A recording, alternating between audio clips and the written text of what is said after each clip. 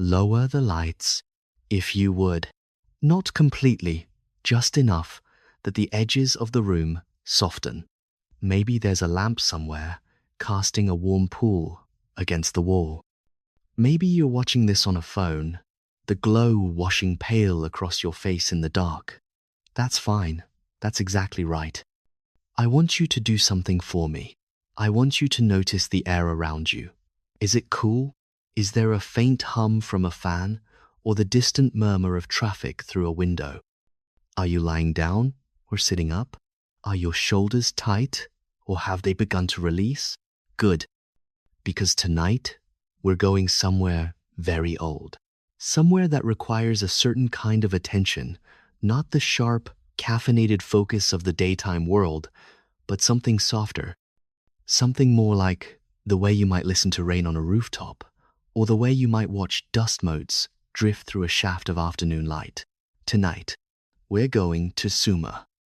Not the Sumer of conspiracy documentaries, not the Sumer of ancient astronaut theories or viral TikTok videos with ominous music and grainy photographs of clay tablets.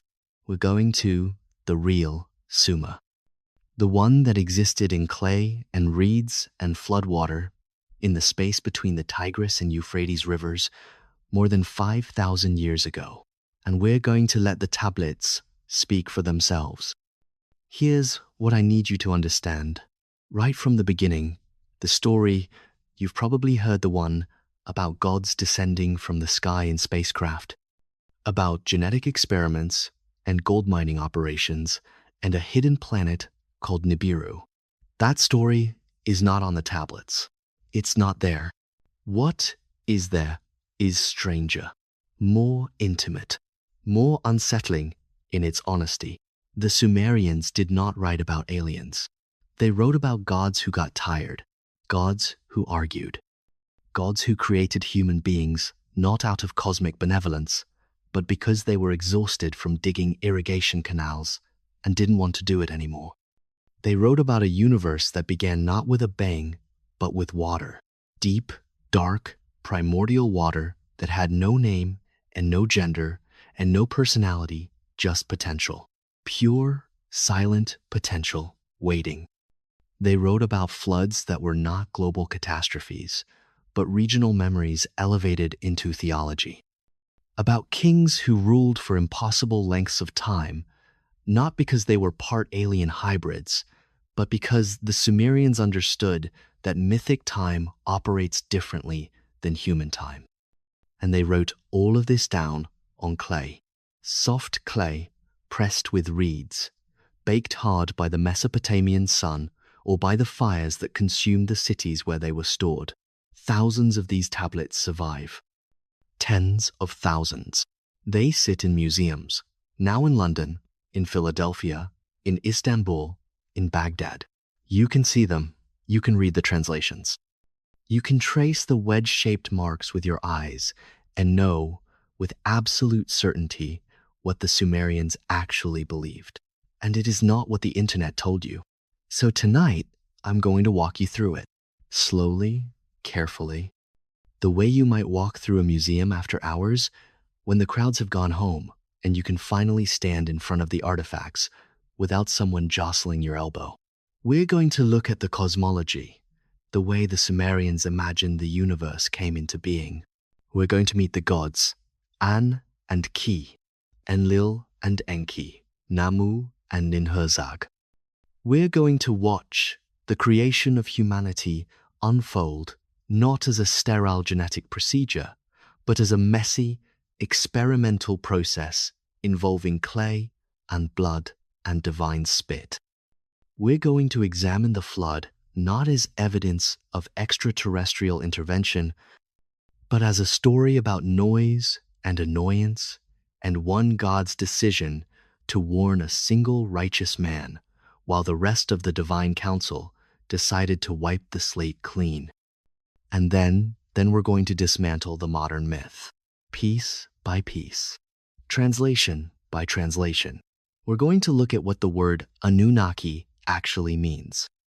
We're going to talk about why the idea of ancient astronauts is not just wrong, but specifically demonstrably, linguistically wrong. We're going to examine the art, the winged discs, the horned crowns, the so-called handbags, and understand them as religious symbols, not technological diagrams.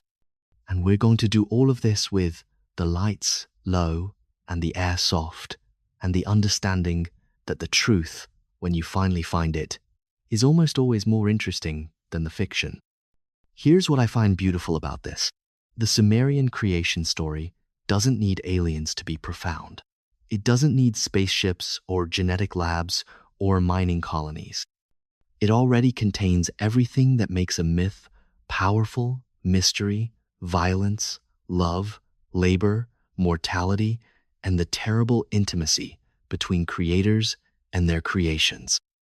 It already asks the questions that keep us awake at 3 in the morning. Why are we here? Why do we suffer? What do the gods want from us? And what do we owe them in return? The ancient astronaut theory is, in a way, a failure of imagination. It takes something genuinely strange and ancient and reduces it to a sci-fi plot. It strips away the poetry and replaces it with pseudoscience. It looks at a culture that invented writing, mathematics, the wheel, urban planning, and literature, and says they couldn't have done this themselves. But they did. They did it in the mud with their hands, in a landscape that flooded every spring and baked to cracked earth every summer. They built ziggurats without steel or concrete. They calculated the movements of Venus with nothing but patient observation and clay tokens. They wrote down their nightmares and their laws and their hymns to gods who embodied the forces of the world they lived in: the sky, the earth, the fresh water, the storm. And they left it all behind, pressed into clay, waiting for us to read it. So let's read it. Let's turn off the speculative documentaries and the YouTube algorithms and the books written by people who never learned Akkadian or Sumerian. Let's go to the source. Let's sit with the discomfort of not having easy answers. Let's allow ourselves to be confused, to be uncertain, to encounter a worldview so foreign to our own that it takes effort to understand. Because that's where the real mystery lives. Not in conspiracy theories, but in the gap between their world and ours. In the challenge of understanding how people thought before monotheism, before science, before the idea that the universe could be explained by equations or holy books. The Sumerians believed the world was a living thing, that gods were real forces, not metaphors, that humans were made from clay and divine blood, and that our purpose was labor not because we were slaves, but because work was sacred, a way of participating in the order of the cosmos. And when you sit with that long enough, when you let it settle into your mind, like silt at the bottom of a river, it starts to feel less like ancient history and more like a question being asked directly to you. What are you for? What is your work? What does it mean to be made from the earth and to return to it? Take a breath. We have time. The tablets have been waiting for 5,000 years. They can wait a little longer while you settle in, while you let the day fall away, while you prepare yourself to encounter something genuinely old, not old like a building or a song, but old like the idea of cities, old like the invention of memory itself. When you're ready, we'll begin. We'll start where the Sumerians started, in the water, in the dark, before anything had a name. Let me give you a sense of time. Not the kind of time you're used to, not hours or days or even years. I mean deep time, geological time, the kind that makes your mind stretch uncomfortably, like a muscle you haven't used in a while. Right now, as you're listening to this, we're sitting in the year 2026. The pyramids at Giza were built around 2560 BCE, roughly 4,500 years ago. That feels ancient, doesn't it? When you see photographs of the Sphinx, weathered and enigmatic, half buried in sand, it feels like the beginning of everything. But it's not. By the time the first pyramid was raised in Egypt, the Sumerians had already been writing for 700 years. 700 years. Let that settle for a moment. When the Egyptian Old Kingdom was just beginning, when the pharaohs were still figuring out how to move 2-ton blocks of limestone, the Sumerians had already written down their laws, their business contracts, their poetry, their complaints about copper deliveries that didn't meet specifications. They had already built cities, Uruk, Ur, Eridu, Lagash. They had already invented the wheel, the plow, the sailboat, the concept of the city-state, and they had already written down their creation myths. The oldest Sumerian texts we have date to around 3,200 BCE. That's 5,200 years ago. 52 centuries. The distance between us and the Sumerians is greater than the distance between the Sumerians and the invention of the iPhone. Think about that. If you were a Sumerian scribe in 3,200 BCE, trying to imagine a world 5,200 years in your future, you would be imagining us. And you would fail completely because nothing in your experience could prepare you for airplanes or antibiotics or the internet. Now, flip it around. We're trying to imagine them, and we're failing too, but for different reasons. We keep projecting backwards. We keep assuming they must have thought like us, wanted what we want, feared what we fear. We see their ziggurats and think, those look like rocket launch pads. We see their gods descending from the sky and think, those must be spacecraft. We see their descriptions of creation and think, that sounds like genetic engineering. But that's not what the tablets say. Here's where it gets important. Here's where we need to slow down and actually look. The land between the rivers, Mesopotamia, from the Greek, meaning exactly that, meso, between, and potamos, river, was not a kind place. It was not a paradise. The Tigris and Euphrates flooded unpredictably, violently, wiping out entire settlements. The summer heat was brutal. There were no trees to speak of, no stone for building. Everything had to be made from what was there: mud, reeds, bitumen. And yet, this is where it happened. This is where humanity went from small farming villages to cities. This is where we invented writing, not to record great deeds or prayers, but to keep track of grain, to count sheep, to settle disputes about land. The earliest tablets are mundane almost to the point of comedy. 32 sheep delivered, 1 barrel of beer owed. But that mundane accounting was the foundation. Once you could write down 32 sheep, you could write down anything. Laws, hymns, stories about why the world exists. And that's what they did. If you're using this video to help you sleep, that's exactly why I make them. So maybe consider subscribing and tell me, where are you listening from? And what time is it where you are? I read your comments and it's fascinating. Dawn in Tokyo, midnight in London, bedtime in Los Angeles. We're all moving through this mystery together, separated by time zones, but connected by curiosity, by the strange pull of the ancient world. I find that beautiful. Anyway, the Sumerian language is what linguists call an isolate. It has no known relatives. It's not Indo-European, not Semitic, not related to anything we can trace. When scholars first started deciphering cuneiform in the 19th century, they had to work backwards from Akkadian, a Mytic language they could compare to Hebrew and Arabic, and slowly, painstakingly, piece together the older Sumerian texts that the Akkadians had copied and preserved. It took decades, and what they found, pressed into those baked clay tablets, was a cosmology unlike anything in the Bible, or the Greek myths, or the Norse sagas. It was older, weirder, more physical. The Sumerian gods were not abstract. They were not purely spiritual beings who existed in some distant heaven. They lived in the world. They ate and drank. They got drunk. They fought with each other.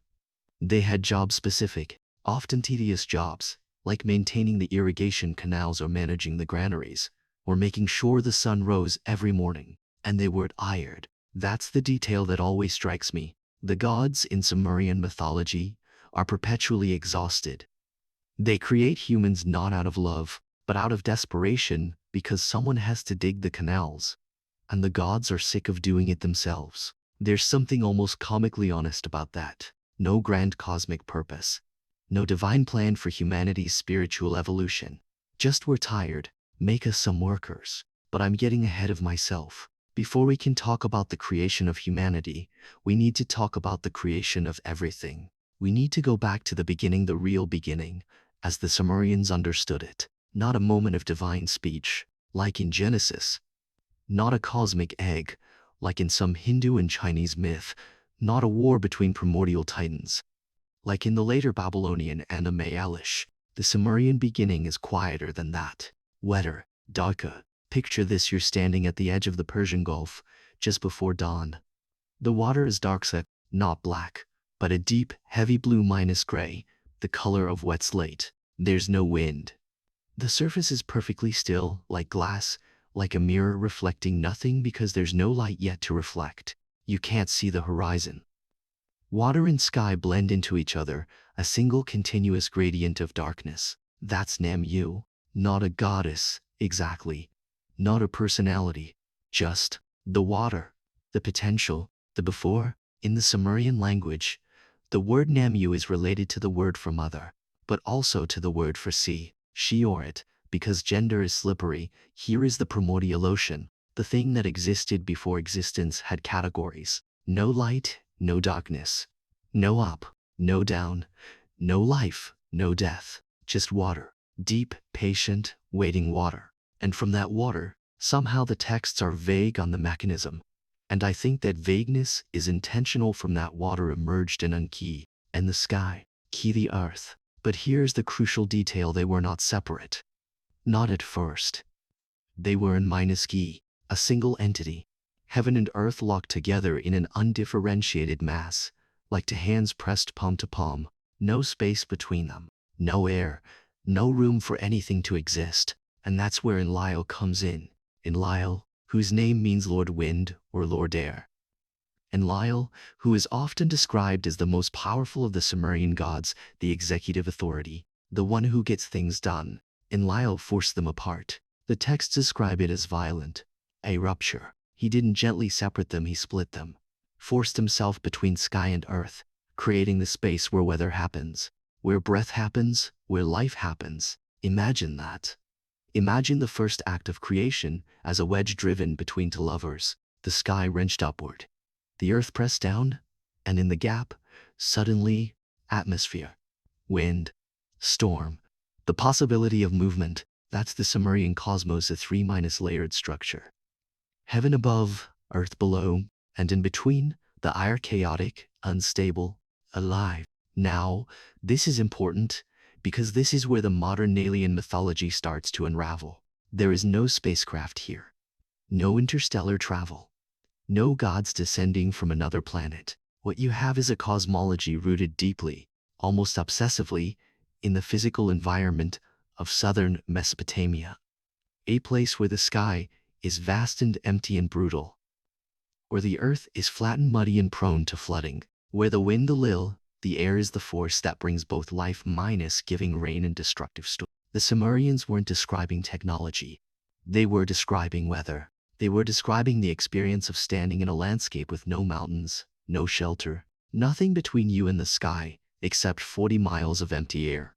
They were describing what it feels like when a storm rolls in off the Gulf, when the temperature drops 20 degrees in an hour, when the wind picks up and you know that the river is going to rise and there's nothing you can do except reinforce the levees and hope. That's Enlil, not a spaceman, a storm god. The god of between. The god of the space where humans actually live, suspended between heaven and earth, breathing air that can either fill your lungs or choke you with dust. Let me tell you what's not on the tablets. There is no mention of a planet called Nibiru on a 3,600-year elliptical orbit. That idea comes from Zacharias Hitchens' 1976 book The 12th Planet. And it is, I'm going to be blunt here, linguistically indefensible. The Sumerian word Nibiru appears in astronomical texts, but it refers to a crossing point, a celestial marker, possibly Jupiter. not a planet. Certainly not a home world for ancient astronauts. There is no mention of genetic engineering. The creation of humans, which we'll get to in detail, involves clay and blood and spit, earthy, bodily substances. It's messy and experimental and trial, minus and minus error. It's nothing like the sterile precision of a laboratory. There is no mention of gold mining. Sitchin claimed the Anunnaki came to Earth to mine gold to repair their planet's atmosphere, a claim that appears nowhere in any Sumerian extant. Wouldn't make sense even if it did, because gold is chemically inert. You can't use it to fix an atmosphere. That's not how atmospheric science works. What you have, instead, is a creation story that is deeply human. Gods who are flawed and finite, a universe that is chaotic and contingent. A humanity that exists not because we're special, but because we're useful, and that, somehow, feels more honest than any story about benevolence, pace ravelers, uplifting of primitive species. Take a breath. We're going deeper now. We're going to meet the gods properly, not as a pantheon, but as individuals with specific roles, specific personalities, specific problems. We're going to watch them create human beings, and we're going to see why that act of creation is both more mundane and more profound than any alien visitation could ever be. The water is still dark, the air is still cold, but something is beginning to move. There's a texture to water when it's perfectly still. Not the texture you can feel with your hands, but the texture you can feel with your attention. That weight, that density, the way it holds light differently than air, the way it seems to contain something, not objects, but possibility itself. The Sumerians understood this. Their entire cosmology is saturated with water. Not metaphorical water, not some abstract spiritual essence, but actual water. The water they lived with every day. The water that rose in the spring when the snow melted in the Zagros Mountains to the north, flooding the fields, turning the earth into black, fertile mud. The water they drank from the canals. The water they used to make the clay for their tablets, their bricks, their entire civilization. Water was not separate from creation. It was creation, and at the very beginning, before anything else, there was Namu. Let me be precise about this, because precision matters when we're trying to understand what the Sumerians actually believed versus what later interpreters wanted them to believe. Namu is described in the texts as a minus to minus, and minus ki, the mother who gave birth to heaven and earth. But mother, he was doing a lot of work. This isn't a goddess in the sense we usually think of one. No personality cult, no temple specifically dedicated to her worship, no mythological cycle of stories about her adventures and relationships. Namu is more like a principle. She is the primordial sea, the undifferentiated deep. In Sumerian cosmology, she represents the state before states, the condition before conditions. She's not in the water, she is the water. All of it. The formless, boundless, dark expanse that existed before there was an above and a below, before there was sky to reflect or earth to contain. Think about what that means. The beginning of everything is not a mind, not a will, not a decision. It's an environment. It's the ocean in its perfect stillness, containing everything that will ever be, but not yet containing anything at all. This is radically different from the creation stories that came later. In Genesis, God speaks and things appear. Let there be light, and there is light. Creation by command, by language, by divine intention. In the Greek cosmogonian, first there is chaos, void, emptiness, and then Gaia emerges from it, bringing order. But in Sumer, there is no chaos. There is no void. There is no speaking into existence. There is only water, and from that water, things emerge, like plants from mud, like fish from the deep. Not created ex nihilo, but born, developed, differentiated. The texts tell us that from Namu came and minus ki. Again, not to separate entities. One, and minus ki. Heaven minus earth. The cosmic mountain, undivided. Try to picture this. Imagine a world where the sky is not a distant dome, but is pressed directly against the ground. No horizon, no perspective, no depth. Everything flat, compressed, like a book that hasn't been opened yet. In this state, nothing can happen. There's no room for events, for change, for life. Everything is potential, but potential locked in place, static, suffocating. The Sumerian word for this primordial unity is sometimes translated as the cosmic mountain, but I think that gives the wrong impression. Mountains are dramatic. Mountains have peaks and valleys, light and shadow. This was the opposite: absolute uniformity. And Enki were together. But it wasn't an embrace. It was compression, stagnation. Something had to break. Enter Enlil. Enlil, son of an Enki.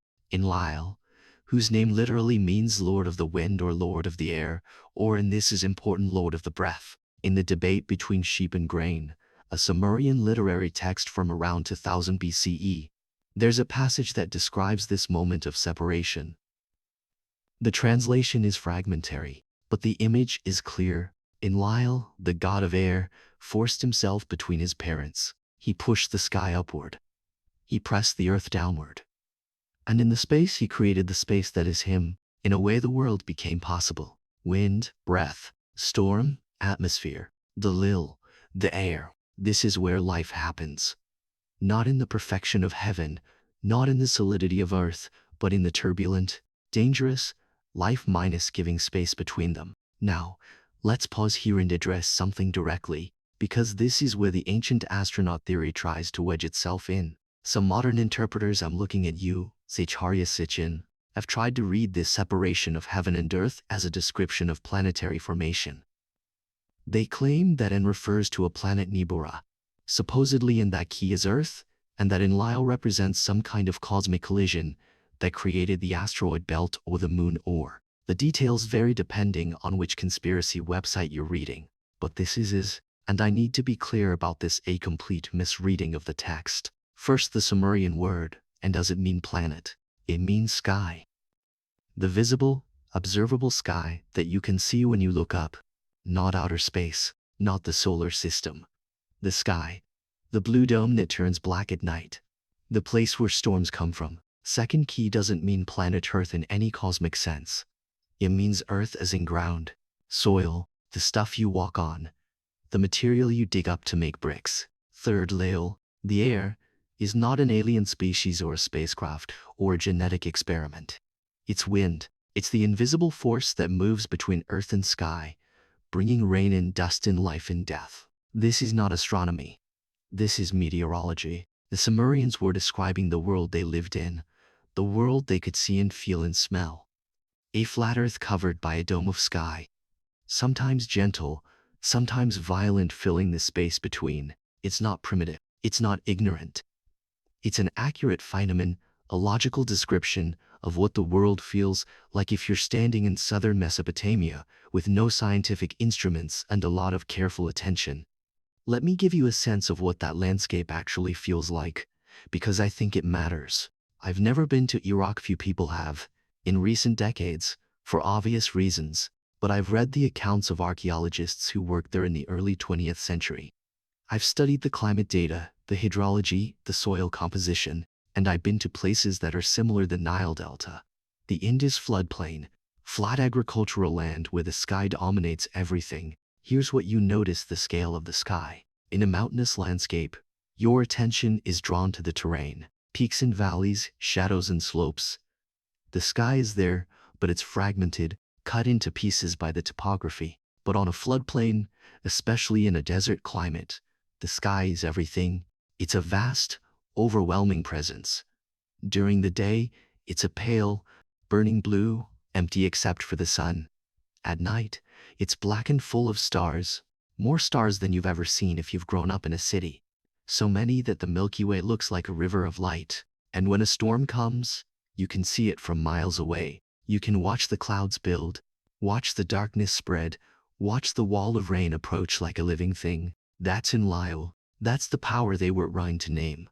Not a spaceship, not a satellite, a storm. The god of the space where weather happens, where breath happens, where the forces that make agriculture possible or catastrophic play themselves out in real time. This three-layered cosmos, heaven, earth, air, was the fundamental structure of Sumerian reality. Above An, the sky, unchanging and distant, the realm of the great gods. Below Ki, the earth, solid and fertile, but also dark and chaotic in its depths. Between Lil, the air, in Lyle's domain, the zone of life and death, where humans and animals and plants exist in constant negotiation with forces beyond their control. And beneath even the earth, there was something else. The Abzu, the Abzushi, sometimes spelled Apsu in later Akkadian texts, is one of the strangest and most misunderstood elements of Mesopotamian cosmology. It's usually translated as the deep or the abyss, but that makes it sound more ominous than it was. The Abzu is not a hell or an underworld in the sense we usually think of one. It was the subterranean ocean of fresh water that the Sumerians believed existed beneath the Earth's surface. Think about it from their perspective. You dig a well, and water appears. Springs bubble up from nowhere. The rivers, especially the Euphrates, seem to flow not just from the mountains, but from some inexhaustible source beneath the ground. Where does that water come from? To the Sumerians, the answer was obvious: from the Abzu, the great freshwater ocean beneath the earth, the counterpart to Namu's saltwater ocean that surrounded the world. And the Abzu had a god, Enki. Enki, whose name means Lord of the Earth or Lord of the Ground. Enki, god of wisdom, magic, crafts, and fresh water. Enki, who lived in the city of Eridu, the oldest city, according to Sumerian tradition, the first place where kingship descended from heaven. Enki's temple in Eridu was built at the edge of a marsh. The foundation was literally in water. You can still see the archaeological remains. Successive layers of temples built one on top of another, each one sinking slightly into the mud, each one rebuilt by the next generation.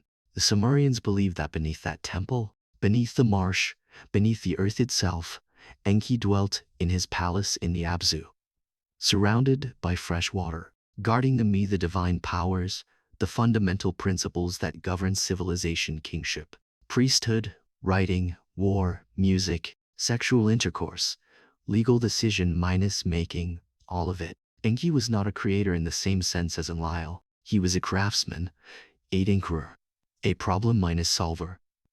He was wise and clever and often drunk, and he had a fondness for tricking the other gods and for sleeping with goddesses who probably should have known better. And he was the one who created human beings. Not alone.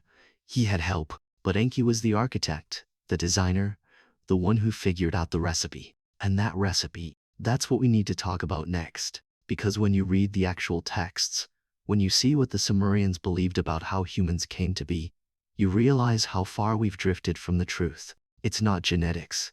It's not technology. It's clay. It's blood. It's divine spit and hard labor, and a goddess with dirt under her fingernails, shaping creatures by hand, making mistakes, trying again, slowly figuring out the proportions that will produce something that can work the fields and survive the floods and reproduce itself. It's biology, yes, but not in the way the alien theorists think. It's the biology of mud, of germination, of the earth itself becoming conscious, forming hands, standing upright, learning to speak. The air is still cold.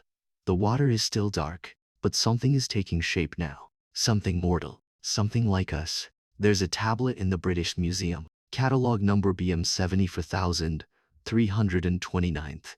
It's small, maybe 6 inches across, reddish minus brown clay, covered in wedge minus shaped marks. Most people walk right past it. The museum is full of more impressive things: the Rosetta Stone, the Parthenon sculptures, Egyptian mummies in gold leaf and lapis lazuli. But this little tablet, this fragment, contains something extraordinary. It's part of a text called the Eight Raminus Has, which means exceedingly wise. It was composed sometime around 1700 BCE, though it's clearly based on older oral traditions. And it tells the story of why human beings exist, not in spiritual terms, not in cosmic terms, in labor terms. Let me set the scene for you, because the context matters. In the beginning, after Enlil separated heaven and earth, after the cosmos settled into its three-layered structure, the gods had work to do. The rivers needed to be maintained. The canals needed to be dug. The fields needed to be irrigated. The gods needed food, which meant someone had to grow grain, raise livestock, bake bread, brew beer.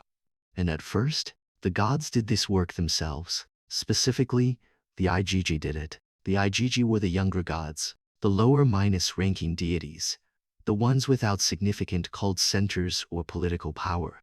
Think of them as the working class of the divine realm.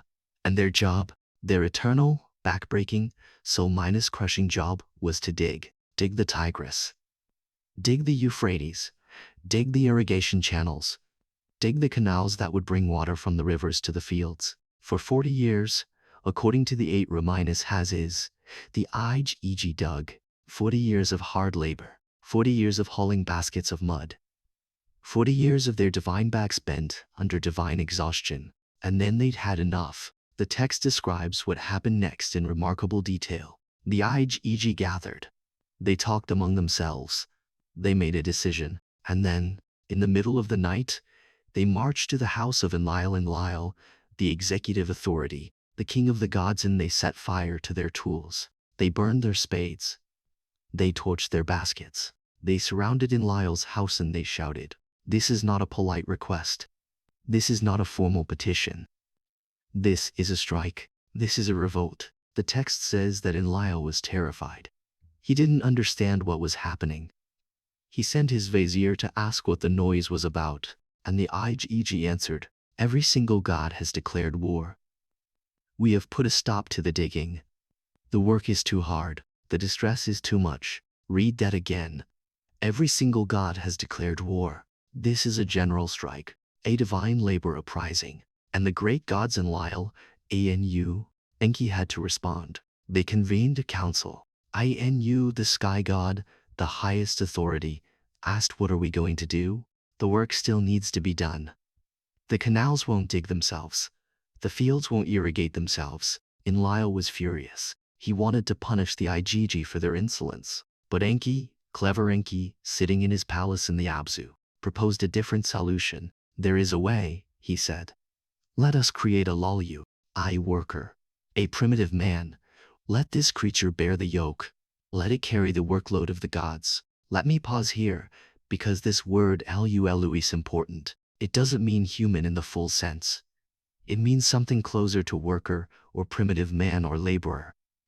The Sumerian view of humanity is not that we are made in God's image, not that we are the pinnacle of creation. We are tools.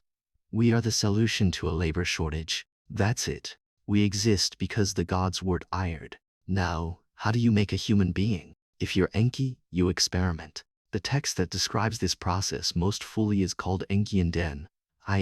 Sometimes translated as Enkian Ninur Sagi or Enkian Ninur Saga, because Sumerian goddesses often have multiple names depending on the context. Enlil, whose name means exalted lady, was a mother goddess, a birth goddess, a goddess of the womb and fertility, and Enki called on her because this was her expertise bringing new life into the world. But this wasn't going to be a normal birth. Enki's instructions were specific. He told Enlil to go to the Abzu, to the clay that lay at the edge of the freshwater abyss. Not just any clay, Abzu clay that was saturated with the essence of the deep, with the waters of potential, with the raw material of creation itself. And then, this is where it gets visceral, and Enlil was to mix that clay with something else. Blood, the blood of a god. The text specifies which god. His name was Sila, sometimes translated as Geshtu, C, or Ilal Ella depending on which version of the myth you're reading. He was one of the Igija, one of the striking gods, and he was slaughtered, deliberately, ritually. His blood was drained into a basin, and that blood, still warm, still carrying the essence of divinity, was mixed with the clay. Think about the symbolism here. Think about what the Sumerians were saying. Humanity is made from earth and divinity. We are mortal, we are clay, we are mud, we return to the ground when we die. But we also carry something divine inside us. Blood, breath, intelligence, the capacity to think, to plan, to speak, to create. We are hybrid creatures. Not because aliens tinkered with our DNA, but because the gods needed workers who were smart enough to do the job, but mortal enough to be expendable. This is not a comforting story, but it's an honest one. And Enlil took the clay mixed with divine blood, and she began to shape it. The text describes her pinching off pieces, forming them with her hands. One commentator I read compared it to making pottery, but I think it's closer to making bread. That same repetitive motion, Pinch, shape, set aside.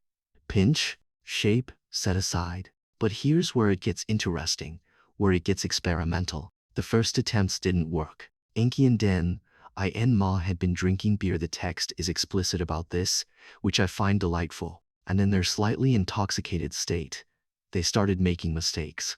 Ma created a being that couldn't hold its urine, then one that was blind, then one that was lame, then one with paralyzed feet. These weren't successes.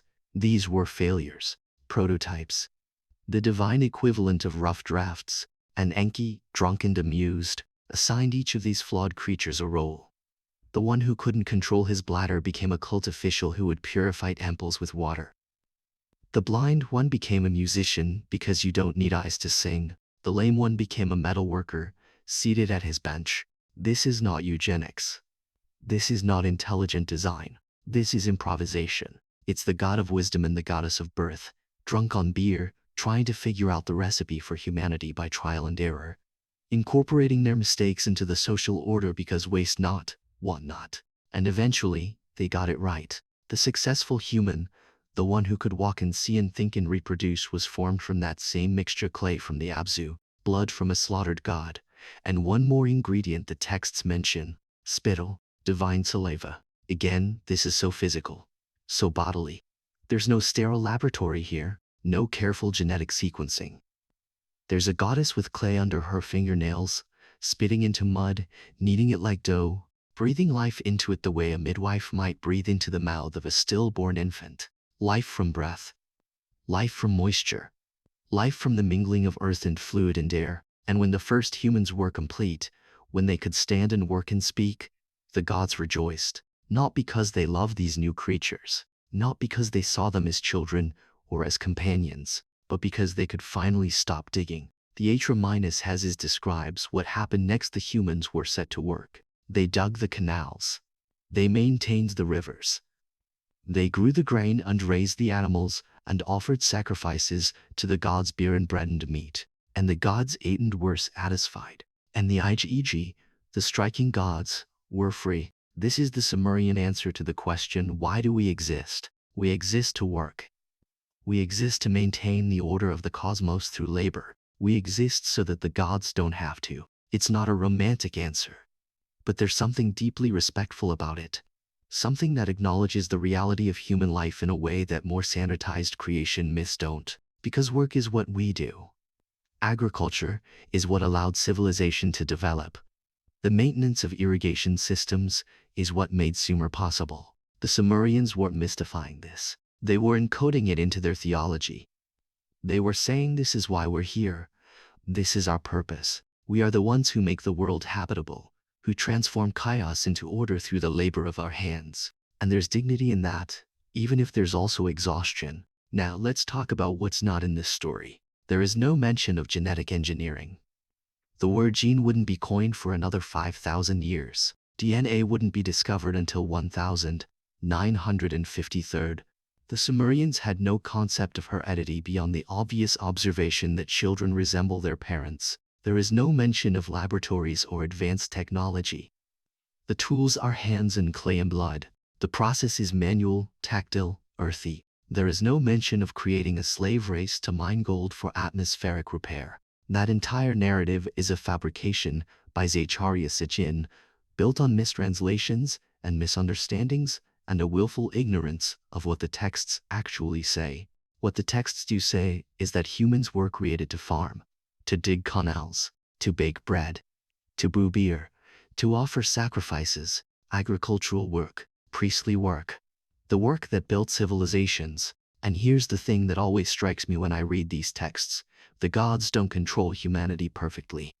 The creation of humans solves one problem, the divine labor shortage, but it creates another. Humans reproduce, we multiply, we spread across the land, we build cities, we get loud, and the gods, especially Enlil, start to regret their decision, because now, instead of being kept awake by the complaints of the Igg, Enlil is kept awake by the noise of humanity, by our singing and shouting and fighting and celebrating, by the sheer overwhelming racket of 7 billion, or, in their terms, several million living, breathing, talking creatures, And that noise, that human clamor rising up to disturb the peace of the gods, becomes the catalyst for the next great event in Sumerian mythology, the flood.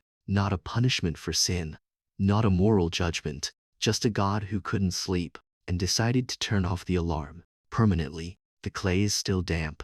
The blood is still warm. The first humans are standing upright, blinking in the light, breathing air for the first time. They don't know yet that they're mortal. They don't know yet that they'll only live for a few decades, that their children will bury them, that the earth they're made from will reclaim them. They only know that there's work to be done. And they pick up their spades, and they begin to dig. There's a particular kind of silence that comes after a flood. Not the silence of peace, but the silence of absence. The silence where living things used to be, where voices used to rise, where children used to play and merchants used to shout and dogs used to bark at strangers passing in the street. If you've ever walked through a place after a disaster, after a hurricane, after a tsunami, after the water has receded and left behind only mud and wreckage, you know this silence. It has texture. It has weight. It presses against your eardrums like a physical thing. The Sumerians knew this silence. They lived with it. They remembered it, and they wrote it down. Let me tell you about the Sumerian king list. It's one of the strangest documents to survive from the ancient world. A single text, well, multiple copies of a single text, actually, carved on clay prisms and tablets, compiled sometime around 2100 BCE, but recording traditions that were already ancient when they were written down. The king list does exactly what it sounds like. It lists the kings of Sumer, city by city, dynasty by dynasty, going back to the very beginning, to the moment when, as the text says, kingship descended from heaven. And the numbers are absurd. The first king, Enlil, who ruled in the city of Eridu, reigned for 28,800 years. The second king, Allogar, also of Eridu, reigned for 36,000 years. The third king, Enmenluane of Badminastibira, reigned for 43,200 years. This goes on for 8 kings, spanning 5 cities. The total time of their combined reigns 241,200 years. And then the text says, very simply, the flood swept over. After the flood, the king list continues. But now the numbers change. The first post-flood king, Gisher, ruled for 1,200 years. Still impossible by any historical standard, but a fraction of what came before. Then 960 years. Then 840th. Then 720. The numbers keep dropping, slowly, asymptotically approaching something like human lifespans. By the time you get to kings we can actually verify through archaeology, kings like Gilgamesh of Uruk, the reign lengths have dropped to 126 years. Still exaggerated, but getting closer to reality. And eventually, by the time you reach the historical period, the kings live normal lifespans. 30 years, 40-5 years, 18 years. The king list is tracking something. A transition from mythic time to human time, from the age of the gods to the age of mortals. And the pivot point, the watershed moment, is the flood. Now, did a flood actually happen? Yes, absolutely. Multiple floods. Mesopotamia flooded constantly. The Tigris and Euphrates are unpredictable rivers, fed by snowmelt from the Zagros and Taurus mountains. In some years, the runoff is manageable. In other years, it's catastrophic. Archaeologists have found evidence of massive flooding events at multiple Sumerian sites. At Ur, there's a layer of clean water minus deposited clay more than 8 feet thick, separating earlier occupation levels from later ones. At Uruk, similar evidence. At Shuruppak, the city associated in myth with the flood hero, there are clear signs of a devastating inundation around 2900 BCE. These weren't global floods. They were regional disasters. But if you lived in southern Mesopotamia, if your entire world consisted of a strip of land 50 miles wide between 2 rivers, a regional flood was the whole world flooding. Everyone you knew would be dead. Every city you'd heard of would be underwater. The entire cosmos, as far as you could perceive it, would be drowned. The Sumerian flood story is not the same as the biblical flood story, though they're clearly related. In Genesis, God sends the flood because humanity has become wicked. It's a moral judgment, a cleansing, a reset, but unpressed because creation has gone wrong. But in the Sumerian version preserved in texts like the 8 has is, the Eri do Genesis, and later in the Epic of Gilgamesh the reasoning is different. The gods send the flood because humans are too loud. That's it. That's the transgression. We multiplied. We spread. We built cities. We farmed and traded and celebrated and argued. And the noise of all that living rose up to the heavens and disturbed the sleep of Enlil. The text is explicit about this. Enlil says the noise of mankind has become too much for me. I cannot sleep because of their uproar. So he proposes a solution. Wipe them out. Send a flood. Drown them all. Restore the silence. This is such a human story, in a weird way. It's the story of every person who's ever lived in an apartment building and been kept awake by neighbors. Every parent who shushed children in a library. Every god who just wants a little peace and quiet and instead is surrounded by the incessant chatter of beings they created but can't quite control. Enlil doesn't hate humanity. He's not disgusted by our wickedness. He's just exhausted. He's overstimulated. He wants to go back to how things were before humans, before noise, before the constant demands of a world full of mortal creatures who need things and want things and won't shut up about it. And so he calls for the flood. The other gods agree. Most of them. But one doesn't. Enki. Enki, remember, was the one who designed humans in the first place. He's got a certain fondness for his creations, a certain proprietary interest. And he's also the god of wisdom, of cleverness, of finding loopholes in divine decrees. So when the gods swear an oath not to warn humanity about the coming flood, Enki obeys the letter of the law while violating its spirit. He doesn't tell a human directly. Instead, he goes to the house of a man named Gus Udrain, the Akkadian version. He's called Atra, has his or Utin Abist hidden. Enki speaks to the wall of the house. Wall, he says, tear down your house. Build a boat. Abandon your possessions. Save your life. Take on board the seed of all living things. And Zu stood Ra, standing on the other side of that wall, hears. The boat that Zu stood Ra builds is not the sleek ark of Sunday school illustrations. It's not a Zukru's ship. The text describes it as a magar gur, a cargo barge. Essentially, a flat bottomed, cube shaped vessel designed for river transport. The dimensions given in some versions are literally cubic, 120 cubits on each side, which would make it profoundly unseaworthy by any naval architecture standard, but perfect for simply floating and keeping its contents dry. Zhu stood Ra seals it with bitumen, the same black, sticky petroleum residue the Sumerians used to waterproof their buildings and boats. He loads it with his family, with animals, with grain, with beer, with everything needed to restart civilization after the waters recede. And then he waits. The flood, when it comes, is described in language that still has the power to chill. The darkness was total. The storm raged. The tempest turned daylight to darkness. It smashed the land like a clay pot. For 6 days and 6 nights, 7 in some versions, the storm continues. The text says that even the gods were terrified. They fled to the highest heaven and cowered there like dogs. Even Enlil, who called for the flood, seems shaken by what he's unleashed. And when the waters finally begin to recede, when the boat runs aground on a mountainy mush in the Akkadian version, an unspecified mountain, in the Sumerians, stood Ra opens a window and releases birds to test whether the land is dry. First a dove. It returns, finding no place to land. Then a swallow. It returns. Then a raven. It doesn't return. It's found food.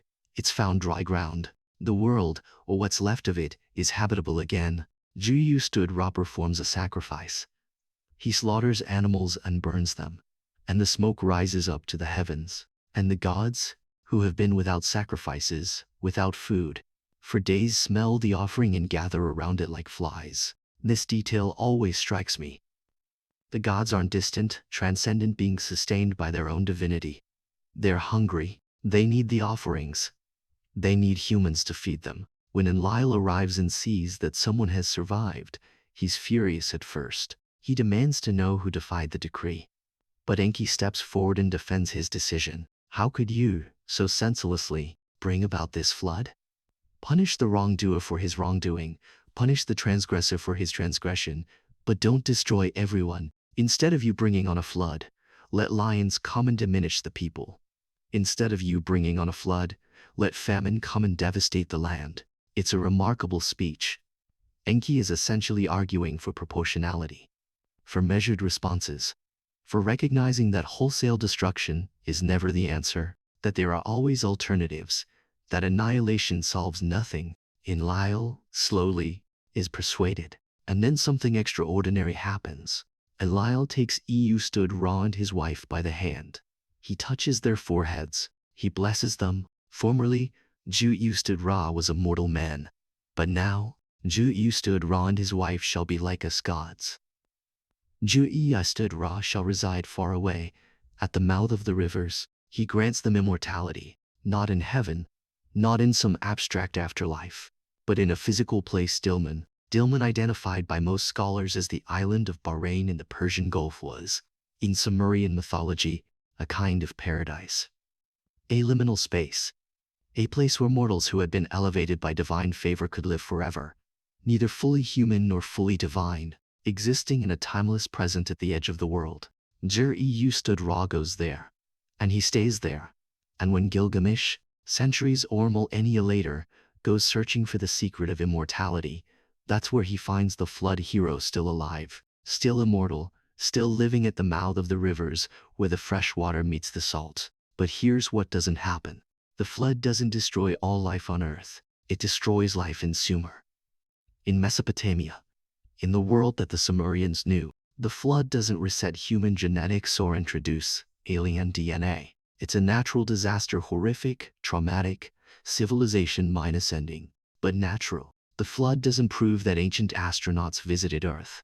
It proves that rivers flood, that people remember disasters, that cultures encode trauma into mythology and use those myths to explain why the world is the way it is.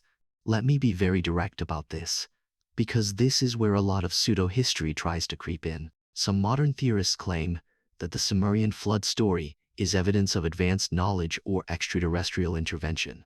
They point to details like the dimensions of the boat or the description of the storm and say, how could primitive people know these things? But the answer is simple: they experienced them. The Sumerians weren't primitive. They were sophisticated hydraulic engineers who managed complex irrigation systems. They understood water flow, flood dynamics, seasonal patterns. They built boats constantly. The rivers were their highways. They knew exactly what a catastrophic flood looked like because they'd lived through them, rebuilt after them, mourned their dead and started over. The flood story is an advanced knowledge transmitted from aliens. It's cultural memory preserved across generations, and the king list, with its impossible reign lengths before the flood and gradually decreasing lifespans after, isn't a historical record of actual events.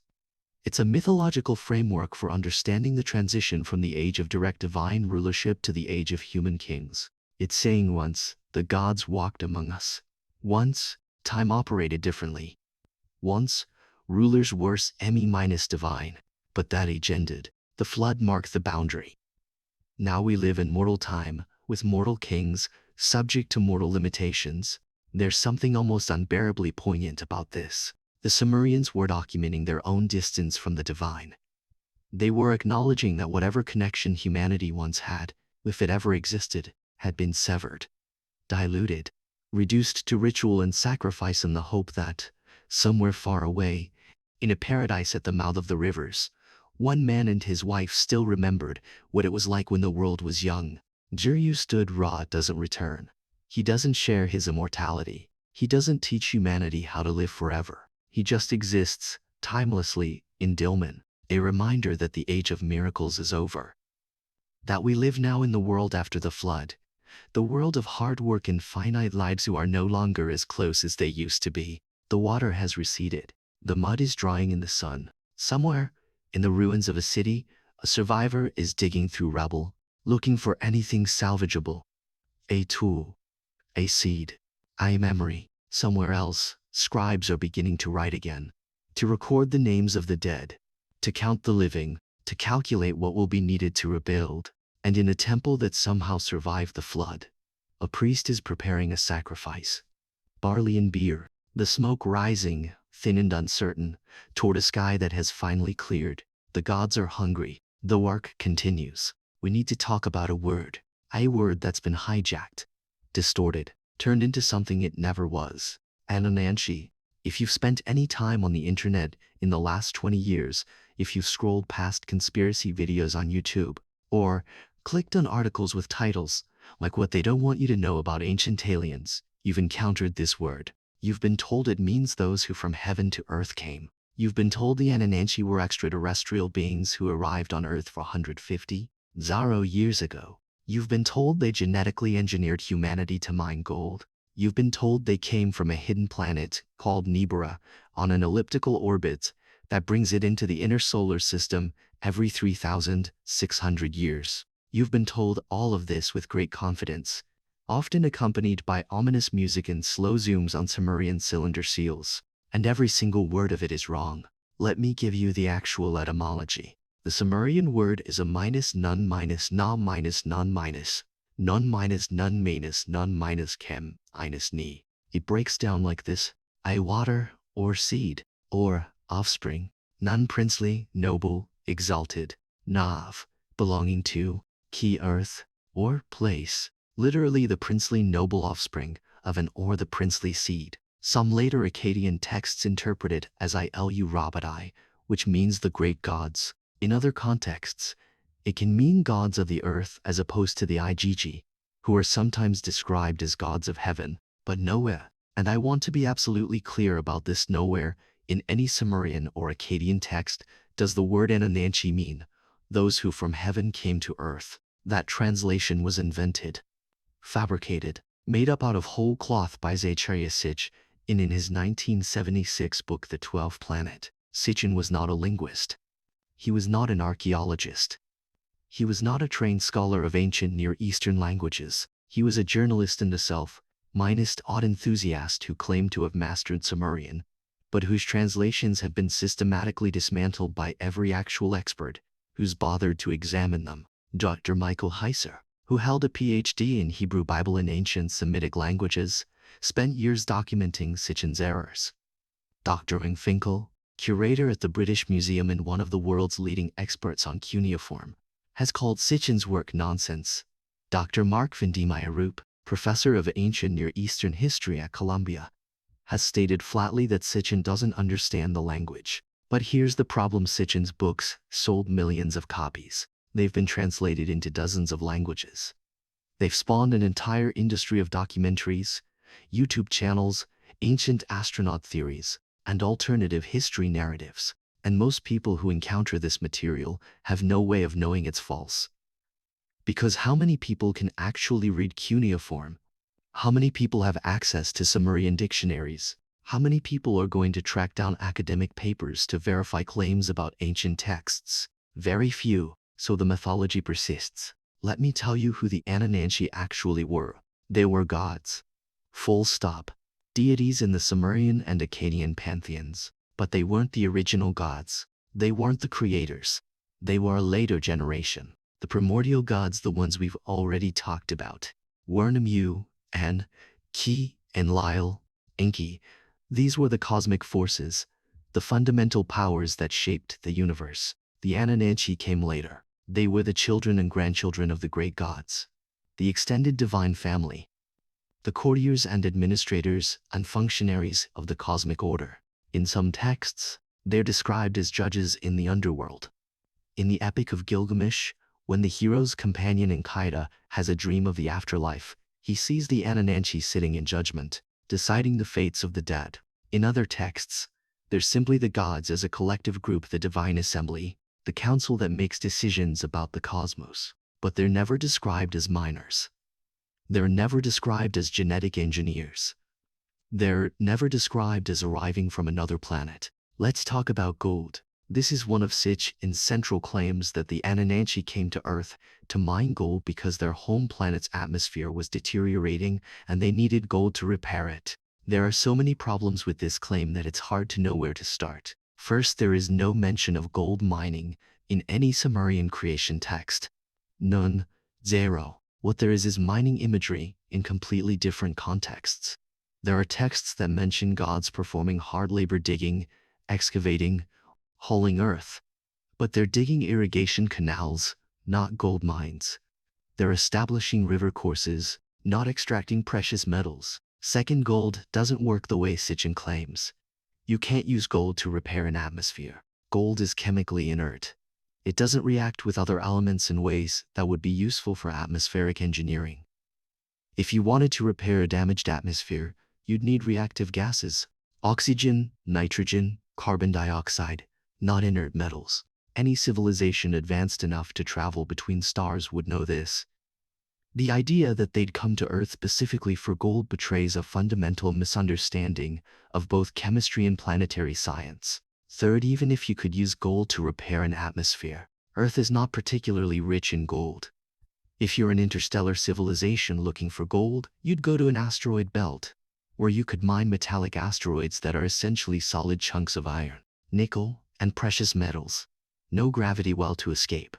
No biosphere to interfere with. Just raw materials floating in space, ready to be harvested. Coming to Earth for gold makes no sense from an engineering standpoint, a chemical standpoint, or an economic standpoint. It only makes sense if you don't understand science and you're trying to create a narrative that sounds plausible to people who also don't understand science. Now let's talk about Nibiru.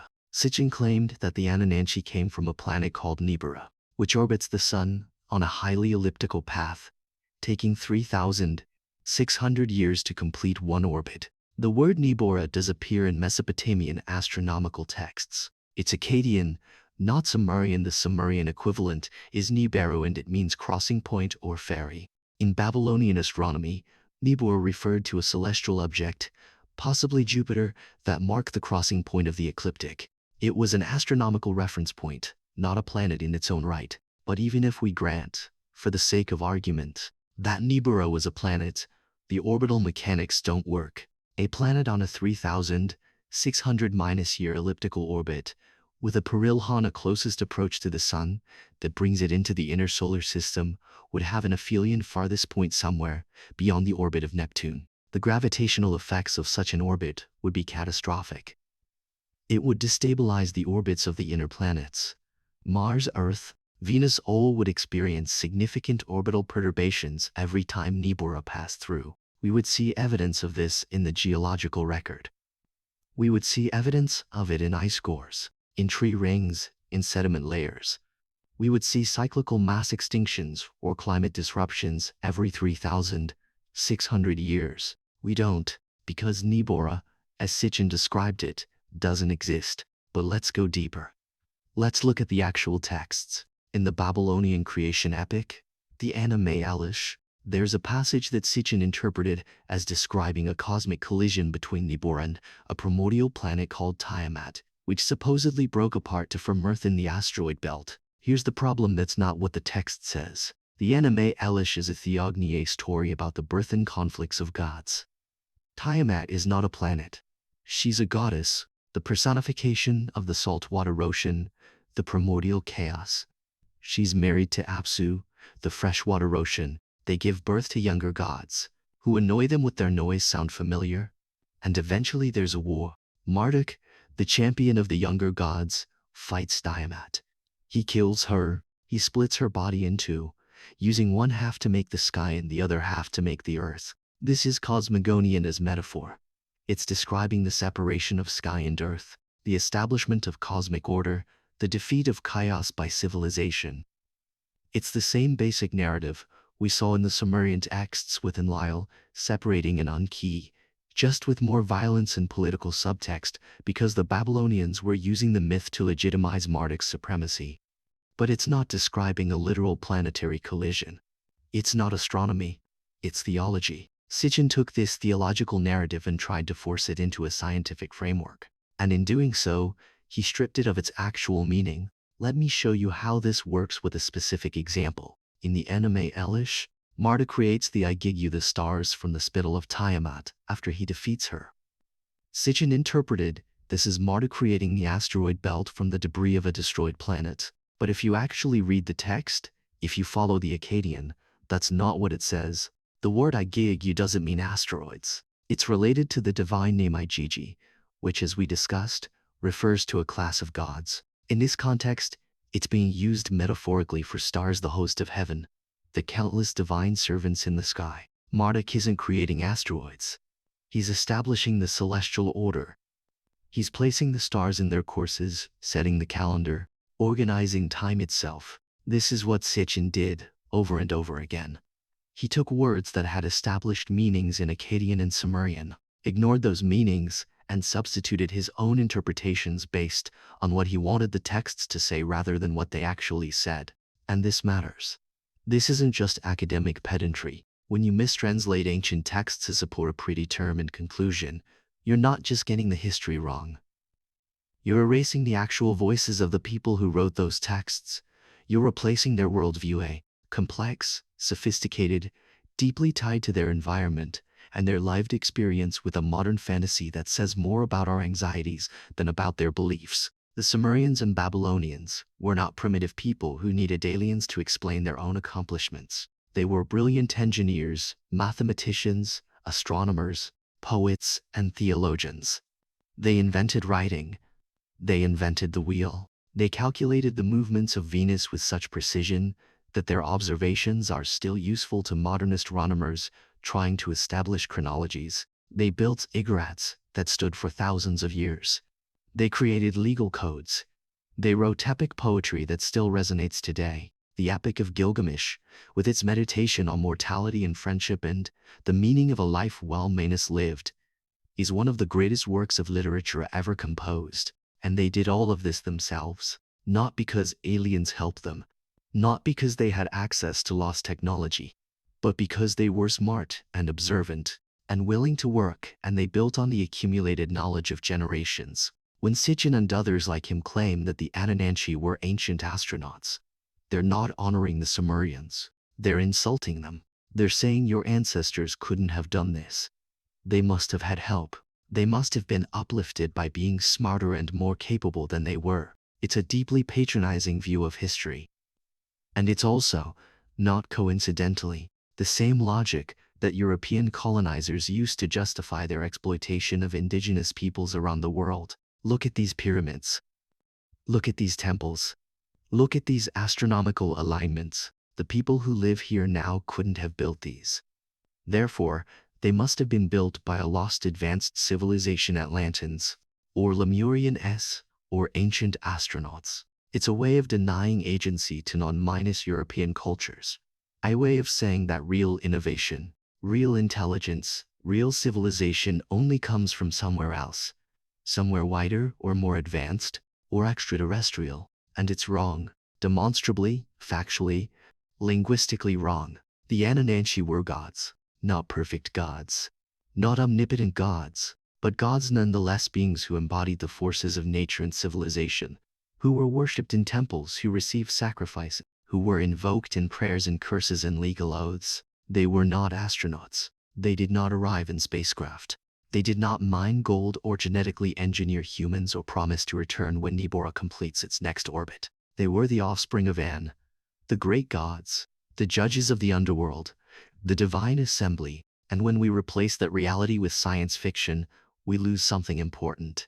We lose the chance to understand what the Sumerians actually believed, what they actually valued, how they actually made sense of a world that was beautiful and terrible and utterly indifferent to human suffering. The tablets are still here, in museums, in archives, in climate-controlled rooms where scholars carefully photograph them, transcribe them, translate them, argue about ambiguous passages and obscure grammatical forms. The tablets speak clearly, if you're willing to listen. They speak of gods who get tired and gods who get drunk and gods who make mistakes. They speak of humans made from clay and blood, created to work, destined to die. They speak of floods and kings and cities built in the mud.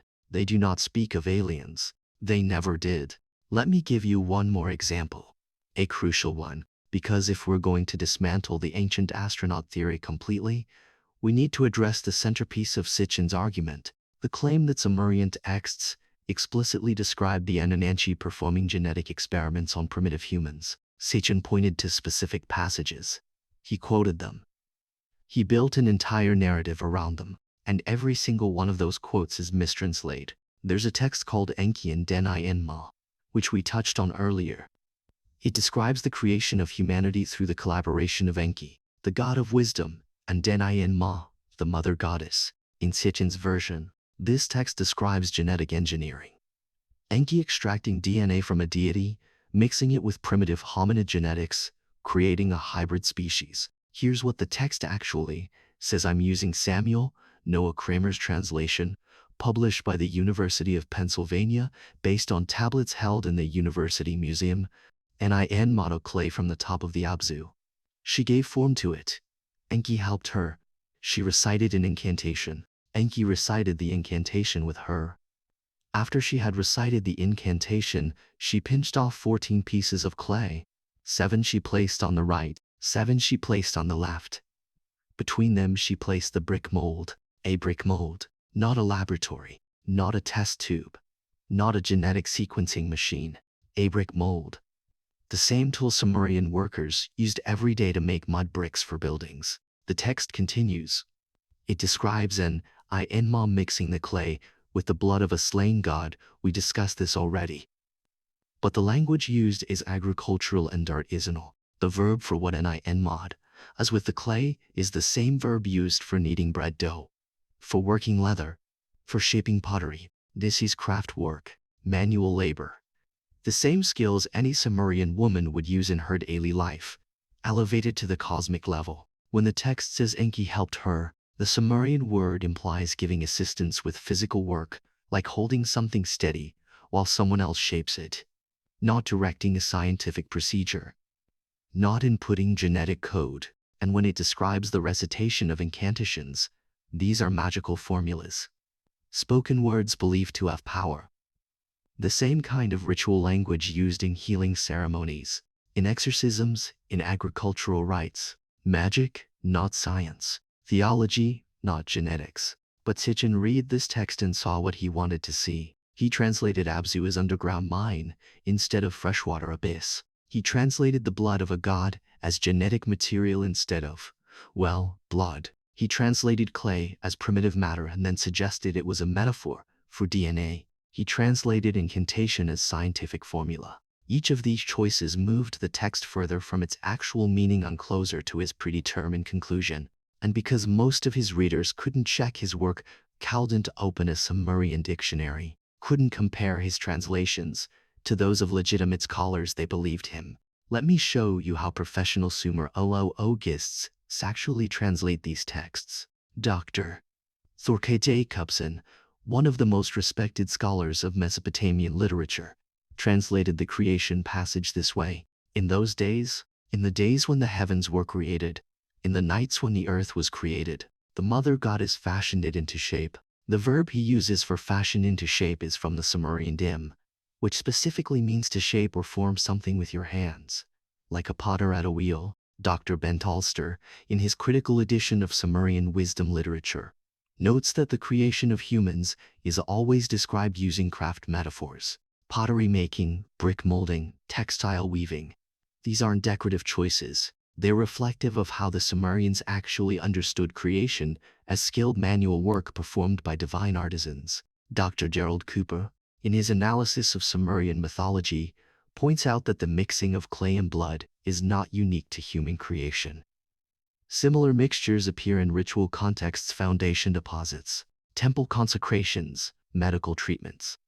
It's a standard element of Mesopotamian religious practice. None of these scholars, and we're talking about people who've spent their entire careers studying these languages, who can read cuneiform the way you read English, none of them see genetic engineering in these texts, because it's not there. Now, I want to address one more claim, because it's particularly persistent. Sitchin argued that the Sumerian term Alu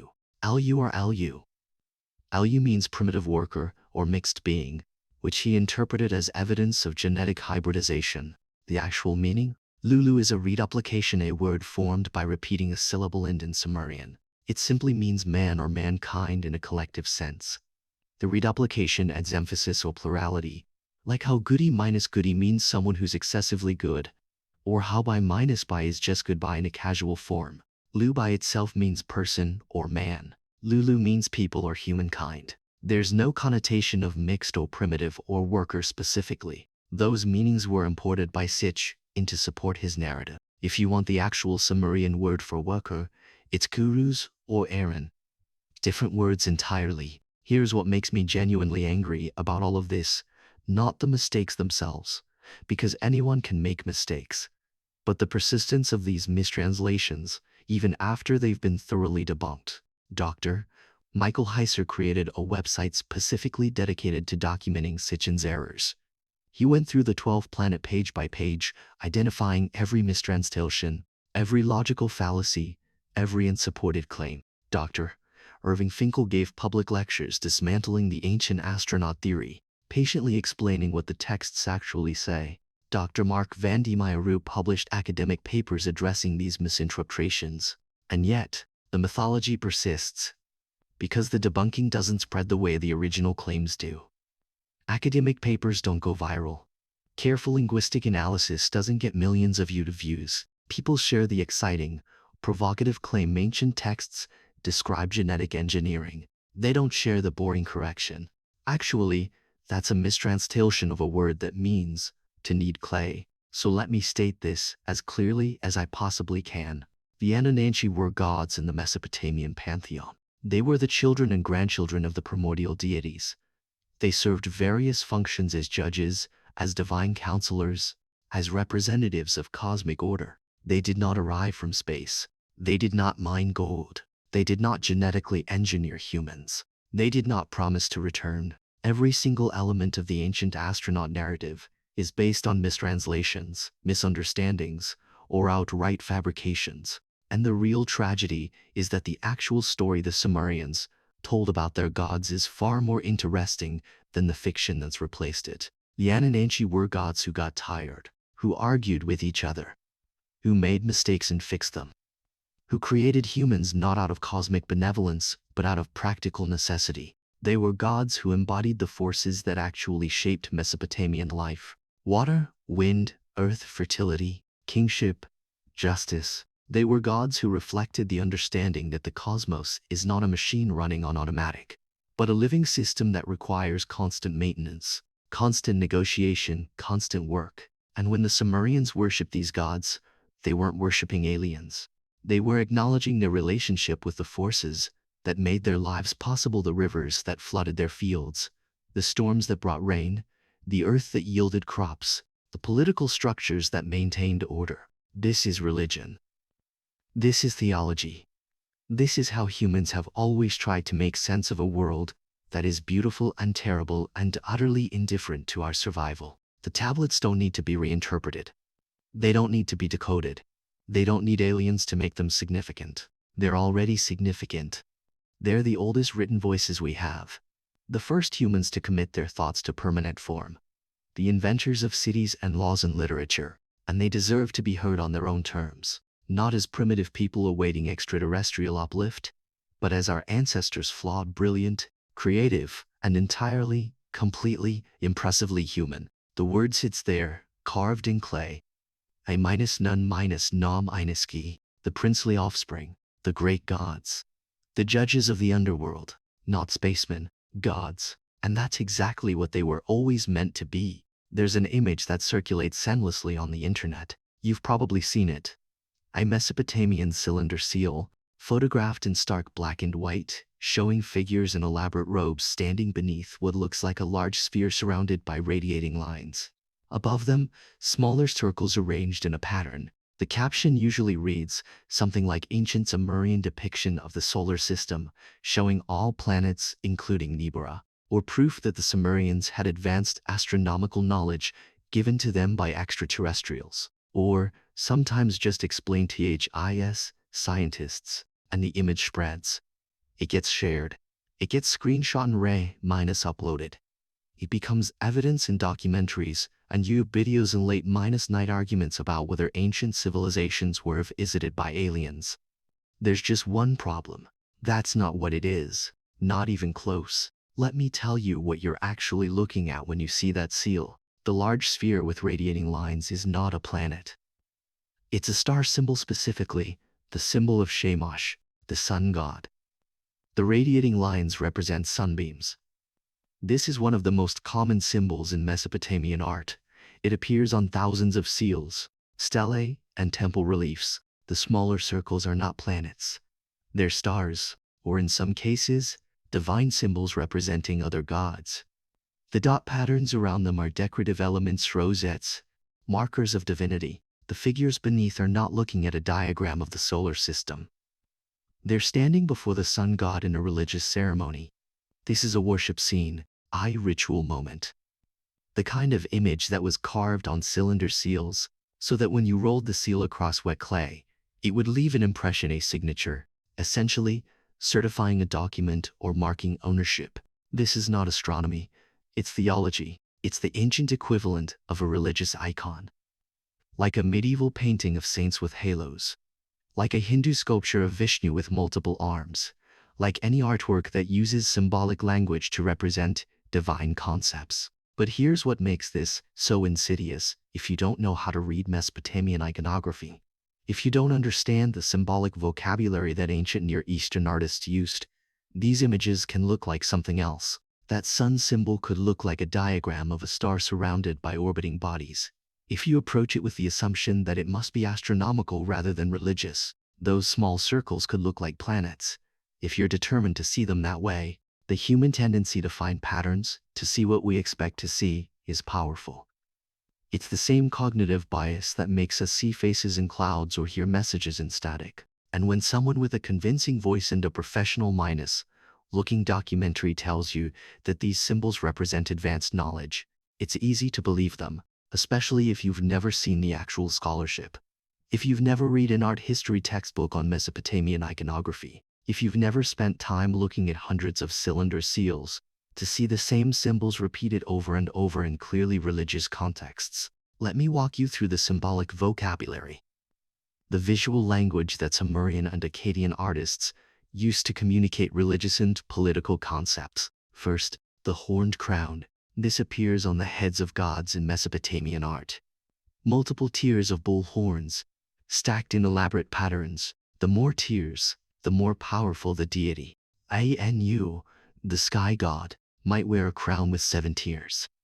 Lesser gods might wear 3 or 4. Some ancient astronaut theorists look at these horned crowns and say, those look like helmets. Like space helmets with antennae or breathing apparatus. But that interpretation ignores the cultural context. Bulls were sacred animals in ancient Mesopotamia. They represented power, fertility, virility. The bull was associated with storm gods. Remember Enlil, god of the wind, was often depicted with bovine imagery. Bulls were sacrificed in temples. Bull-wrestling was a royal sport. Horns were symbols of divine power. When you put horns on a god's head, you're saying this being possesses the strength of the bull, the fertility of the bull, the sacred power of the bull. You're not depicting a helmet. You're depicting status. Second, the winged disc. This is another image that gets wildly misinterpreted. A circular disc with wings extending from either side, sometimes with a human figure emerging from the center. Ancient astronaut theorists say that's clearly a spacecraft. Look, the disc is the main body. The wings are propulsion systems. The figure is the pilot. But the winged disc is not a Sumerian invention. It's Egyptian and Persian. And in those contexts, it represents the sun. Specifically, in Egyptian iconography, the winged disc represents Horus or Ras Olar deities, gods of the sky. The wings are falcon wings, because falcons fly high and see far, like the sun illuminating the world. When this symbol appears in Mesopotamian contexts, primarily in later Assyrian art, not original Sumerian, it's usually associated with Ashur, the chief god of the Assyrian Empire, or sometimes Shamash, the sun god. The wings don't indicate flight in a mechanical sense. They indicate transcendence, the ability to move between earth and heaven, divine mobility. It's the same reason Christian angels have wings. Not because angels need feathers to achieve aerodynamic lift, but because wings are a visual shorthand for this being exists in a realm beyond the physical. Third, the somenes called handbags. This is one of my favorites because it's so perfectly illustrative of how modern assumptions distort ancient symbols. In many Mesopotamian reliefs, you'll see figures, gods, kings, or supernatural beings called APK, all you holding what looks like a small rectangular bucket or bag. Conspiracy theorists have had a field day with this. It's a power source. It's a communication device. It's a portable computer. It's proof that ancient civilizations had technology we don't understand. Want to know what it actually is? It's a bucket for holy water. Specifically, it's called a banyu-didu in Akkadian, a ritual vessel used in purification ceremonies. The figures carrying them are often shown using the water to bless fields, livestock, or sacred spaces. Sometimes they're depicted with a pine cone in the other hand, which they dip in the water and use to sprinkle it, exactly like a Catholic priest using it as pergillum to sprinkle holy water during a blessing. This isn't mysterious. This is an advanced technology. It's religious practice. Ritual purification. The kind of ceremony that appears in virtually every ancient culture because agriculture depends on water and water is therefore sacred. But why do these misinterpretations persist? Why do people want to see spaceships and technology instead of religious symbols? I think it's because religious symbolism has lost its power for a lot of modern viewers. We live in a secular age. For many people, the idea that someone would carve an elaborate relief showing the sun god blessing a king feels quaint, primitive, even. They didn't really believe that, we think. They must have been depicting something else, but they did believe it, profoundly, sincerely, with the same intensity that people today believe in democracy, or science, or human rights. The sun was a god, not a metaphor for divine power. The actual, literal source of life, enlightened heat, was understood as a conscious, willful being who could be pleased or angered, who required worship and sacrifice. When a Sumerian priest performed a ritual with holy water, he wasn't engaging in empty theater. He was participating in the cosmic order. He was maintaining the relationship between humans and gods that kept the world functioning. And when an artist carved a relief showing this, he was documenting something real, not physically real in the way a photograph is real, but spiritually real, cosmologically real. Let me give you a specific example. Famous one. There's a basalt stele from around 1750 BC, now in the Louvre, that shows the Babylonian king Hammurabi receiving the law code from Shamash, the sun god. Hammurabi stands on the left, hand raised in greeting or respect. Shamash sits on the right, on a throne, wearing the horned crown of divinity. The sun god's shoulder radiates light, those same beams we saw in the cylinder seal. He's extending his hand toward Hammurabi, and from that hand, you can see what look like flames or rays of light. This is the moment when divine law is transmitted to the human king. Now, some ancient astronaut theorists look at this and say that's not a god. That's an alien in a chair, beaming information to a human leader. Look, you can see the energy transfer happening. But if you read the text that accompanies this image, the actual law code of Hammurabi, written in cuneiform on the same stele, it's explicit about what's happening. Shamash is the god of justice. He sees everything the sun illuminates all, and therefore he knows truth from falsehood. He's giving Hammurabi the authority and wisdom to judge legal cases, to establish laws, to rule justly. This is a political statement. Hammurabi's laws aren't just his personal preferences. They're backed by divine authority. If you violate these laws, you're not just defying the king, you're defying the cosmic order itself. It's propaganda, in a sense. But it's propaganda expressed through religious iconography, using a symbolic language that every person in Babylon would have understood immediately. Shamash isn't an alien. He's the legitimizing force behind royal power.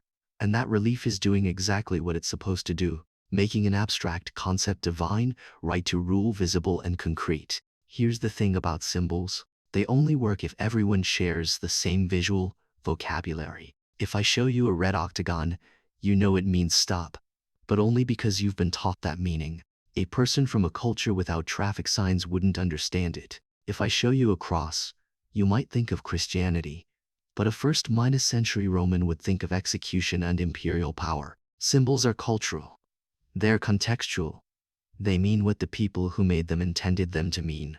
And when we rip those symbols out of their cultural context, when we look at them through the lens of modern assumptions and expectations, we're not discovering hidden meanings. We're erasing the actual meanings. The Sumerians were not trying to hide technological knowledge in their art. They were doing what humans have always done with art, communicating ideas, recording important moments, honoring the divine, asserting political power, decorating sacred spaces. Their symbols were not coded messages for future generations. They were practical communication tools for their contemporary audience. When they carved a sun disk with rays, they meant this is the sun god. When they showed a figure with a horned crown, they meant this is a deity. When they depicted someone holding a bucket of water, they meant this person is performing a purification ritual. There's no secret here, no mystery, no hidden layer of meaning that requires conspiracy theories to decode. The meaning is right there on the surface if you're willing to learn the language. And that's ultimately what this comes down to: language. Visual language in this case, but language nonetheless. You can't understand Sumerian art without learning how Sumerians used visual symbols, just like you can't understand Sumerian texts without learning Sumerian grammar. This requires work. It requires study. It requires humility, the willingness to admit that you don't automatically know what something means just because you're looking at it, but the work has been done. The scholarship exists. We know what these symbols mean because scholars have spent more than a century cataloging them, comparing them, tracing their evolution across thousands of artifacts. The information is available in museums, in academic journals, in textbooks. It's just not as exciting as aliens. Let me tell you what I find beautiful about Mesopotamian art. It's not the grand monuments, though those are impressive, though those are stunning. It's the cylinder seals. These tiny objects, usually no bigger than your thumb, carved from stone with incredible precision. Carnelian, lapis lazuli, serpentine, hematite. Each one unique, showing a scene from mythology or daily life or administrative record minus keeping. And when you press them into clay, they left an impression. A negative image, a mirror world captured in mud. People used them to sign contracts, to seal jars of grain, to mark tablets with their names or their gods' names. Thousands of these seals survive. And what they show us is not advanced technology or alien visitations. They show us life. A shepherd with his flock, a farmer plowing, a priest making an offering, a hero wrestling a lion, a goddess with flowing vases that represent the abundance of water, a banquet scene with people drinking beer. They show us gods who look like humans, because the gods were like humans, just more powerful, more enduring, more consequential. They show us a world where the sacred and the mundane were not separate, where every commercial transaction could invoke the gods, where every document could be a prayer. That's what we lose when we turn these symbols into spaceships. We lose the humanity of the people who made them. Take a breath. Let your eyes rest. We're almost through. We've walked through the creation of the cosmos, the formation of humanity, the flood and its aftermath, the deconstruction of modern myths, and the careful reading of ancient symbols. One more section remains. The most important one, perhaps. The question that hangs over all of this. Why? Why do we need aliens? Why can't we accept that ancient people were capable of brilliance on their own? What does it say about us, about our fears, our anxieties, our sense of ourselves, that we keep trying to give credit for human achievement to anyone but humans? The clay is hardening now. The impressions are set. Let's see what they really say. It's 3 in the morning, or maybe it's noon. Maybe you're listening to this on a commute, or during a lunch break, or while you're folding laundry. Time is strange that way. The same recording exists in different moments for different people, scattered across time zones, across contexts, across the small private rhythms of individual lives. But wherever you are, whenever you are, I want you to ask yourself a question. A simple question, but an uncomfortable one. Why do we want the ancient astronaut theory to be true? Not is it true? We've established pretty definitively that it isn't. But why does it appeal to us? Why does it persist, despite overwhelming evidence against it? Why do millions of people prefer the story of alien intervention to the story of human achievement? What are we really asking when we ask, were ancient civilizations visited by extraterrestrials? I think at its core, the ancient astronaut theory is about doubt. Doubt about ourselves. Doubt about human capability. Doubt about whether we, as a species, are actually as impressive as we claim to be. Look at the pyramids. Look at Stonehenge. Look at the Nazca lines, the statues of Easter Island, The temples of Angkor Wat. Look at the precision of ancient masonry, the sophistication of ancient astronomy, the complexity of ancient mathematics. And then look at us now struggling with traffic, arguing on social media, unable to agree on basic facts about the world. It's hard to reconcile. Hard to believe that the same species that built the Parthenon also produced reality television. That the same minds that calculated the movements of Venus also believe conspiracy theories about vaccines. So we create a narrative that resolves the contradiction. Those weren't really us. Those ancient people had help. They were taught, they were guided, they were uplifted by beings more advanced than we are. It's comforting in a strange way. It means we don't have to feel inadequate by comparison. It means we don't have to confront the uncomfortable possibility that our ancestors were, in some ways, more capable, more focused, more willing to sacrifice for long-term goals than we are. But there's something else at work here too, something deeper. The ancient astronaut theory is, fundamentally, a story about contact, about not being alone in the universe, about the possibility that somewhere out there, someone is watching us. Someone intervened in our history and might intervene again. This is the same impulse that drives religion. The same need that fills churches and temples and mosques, the need to believe that we matter. That we're part of something larger, that there's a benevolent intelligence somewhere that sees us, knows us, has a plan for us. When Erich von Däniken published Chariots of the Gods in 1968, the space age was in full swing. Humans had just reached the moon. The future seemed to belong to technology, to science, to the conquest of space. Traditional religion was losing its grip on Western culture. Church attendance was declining. The authority of Scripture was being questioned. The neat, comforting narratives of divine creation and cosmic purpose were grumbling under the weight of evolutionary biology and cosmological physics. People needed something new, something that could provide the emotional satisfaction of religion, the sense of cosmic significance, the promise of transcendent contact, while still feeling compatible with a scientific worldview. Ancient astronauts filled that void. They were gods for the space age, beings from the sky who came down to Earth, who interacted with humans, who shaped our destiny but explained through technology instead of theology, through spacecraft instead of miracles. And I understand the appeal, I really do, because the universe, as science describes it, is terrifying in its indifference. We live on a small rocky planet orbiting an average star in an unremarkable galaxy among billions of galaxies. We've existed as a species for perhaps 300,000 years, which is the blink of an eye in geological time, which is itself the blink of an eye in cosmic time. We are insignificant, temporary, fragile. One asteroid, one supervolcano, one solar flare, and we're gone. No trace, no memory. No one to care that we ever existed. That's hard to sit with. That existential loneliness. That cosmic abandonment. So we tell ourselves stories. Stories about ancient visitors who cared enough to teach us, to guide us, to leave behind clues for us to discover. Stories that suggest we're part of a larger narrative, that our development has been watched and nurtured, that we're not alone in the dark. But here's what I find tragic about this. By reaching for aliens, we're actually diminishing ourselves. We're saying that the most remarkable things humans have accomplished, the things that make us genuinely exceptional in the natural world, must have come from somewhere else. We're denying our own agency, our own genius, our own hard-1 triumphs. Let me tell you what I think is genuinely miraculous about the Sumerians. It's not that they built ziggurats. It's not that they invented writing.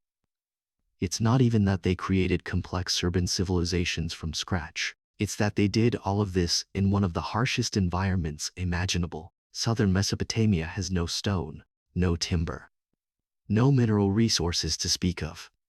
It's flat, featureless alluvial plain that floods unpredictably and bakes to cracked earth in summer. Any rational person looking at that landscape would say this is not a place to build a civilization. But the Sumerians looked at it and said, we'll make it work. They invented irrigation. They learned to control the rivers, to channel the floodwaters, to turn a hostile environment into the most productive agricultural land in the ancient world. They invented mud-brick architecture. They figured out how to make permanent structures from nothing but mud and reeds and the occasional bit of imported timber. They invented administration. They created systems for managing resources, for distributing grain, for organizing labor on a scale that had never existed before. And they invented writing specifically to support that administration, not to record prayers or myths at first, but to count sheep and measure barley and settle disputes about land. That's not divine intervention. That's problem minus solving.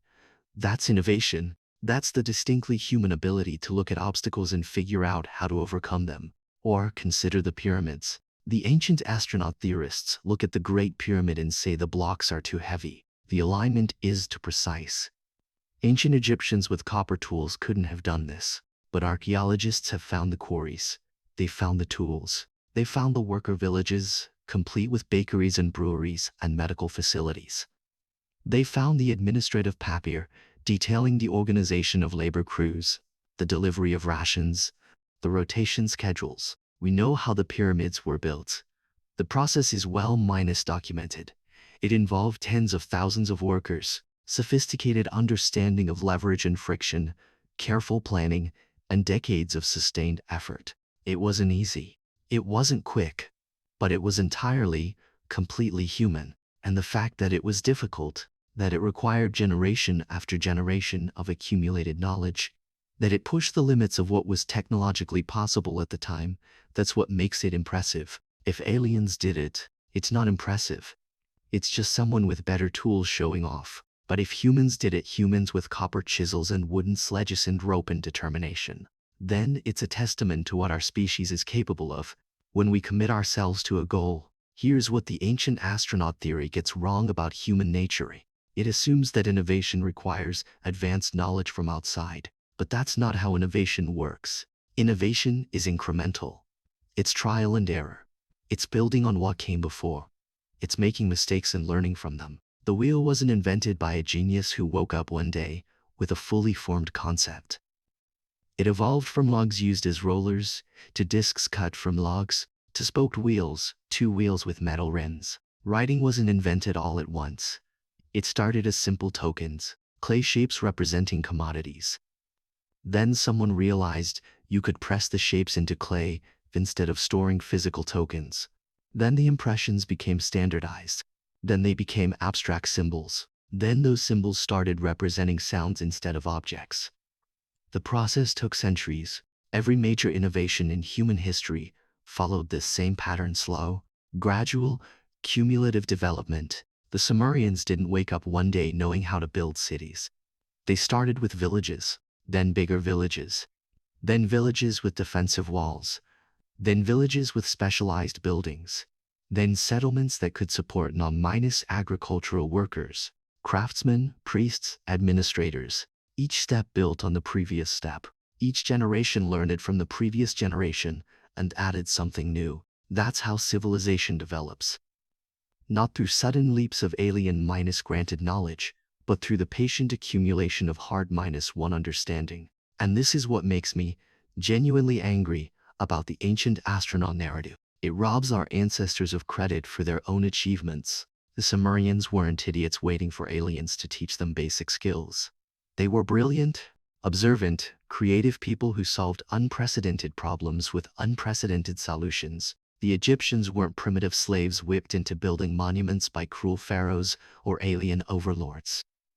They were skilled workers, proud of their craft, participating in projects they understood to be religiously and politically significant. The Maya weren't cargo, meanest cult followers imitating technology they didn't understand. They were sophisticated mathematicians and astronomers who independently invented the concept of zero and calculated the length of the solar year to within seconds of the modern value. Every ancient civilization we patronize with ancient astronaut theories was, in reality, populated by people just as intelligent as we are. They had smaller knowledge bases, fewer generations of accumulated information to draw on, but the same cognitive capacity, the same ingenuity, the same drive to understand and shape their world. So why do we keep denying this? I think it's because acknowledging the capability of ancient peoples forces us to confront uncomfortable questions about ourselves. If the Sumerians could build a civilization from scratch in a hostile environment with no precedent to follow, what's our excuse? If the Egyptians could organize massive construction projects that lasted for generations, maintaining focus and purpose across centuries, why can't we address climate change or poverty or inequality? If ancient astronomers could track celestial movements with nothing but patient observation and careful record-minus keeping, why do we struggle to distinguish fact from fiction in an age of instant information? The ancient astronaut theory lets us off the hook. It says they weren't really that impressive. They had help. We don't need to feel inadequate by comparison. But that's a lie. A comforting lie, perhaps. But a lie nonetheless. Here's what I believe. The truth is more inspiring than the fiction. The real story of human civilization, the story of incremental progress, of problem-minus solving, of cooperation across generations, is more meaningful than any story of alien intervention. Because it means we did this. We transformed ourselves from small bands of hunter-minus gatherers into a global civilization capable of art, science, philosophy, and space travel. We did it through our own effort, our own intelligence, our own willingness to experiment, to fail, to try again. No one gave us writing. We invented it. No one gave us agriculture. We developed it independently in at least 7 different regions of the world. No one gave us mathematics or metallurgy or architecture or medicine. We figured all of it out ourselves, one painful step at a time, and that should make us proud. Not inadequate. Proud. The Sumerians looked at clay and saw potential. They looked at rivers that flooded unpredictably and saw the possibility of control. They looked at the challenge of coordinating thousands of people in cooperative labor and invented administration, law, and writing to make it possible. They didn't need aliens. They needed each other. They needed time. They needed the accumulated wisdom of their ancestors and the courage to build something new. And so do we. The universe is vast and indifferent. That's true. We are small and temporary. That's also true. But we are not helpless. We are not passive. We are not waiting for rescue from the sky. We are the descendants of people who looked at impossibility and decided to try anyway. Who built cities in deserts and on marshes and on volcanic islands.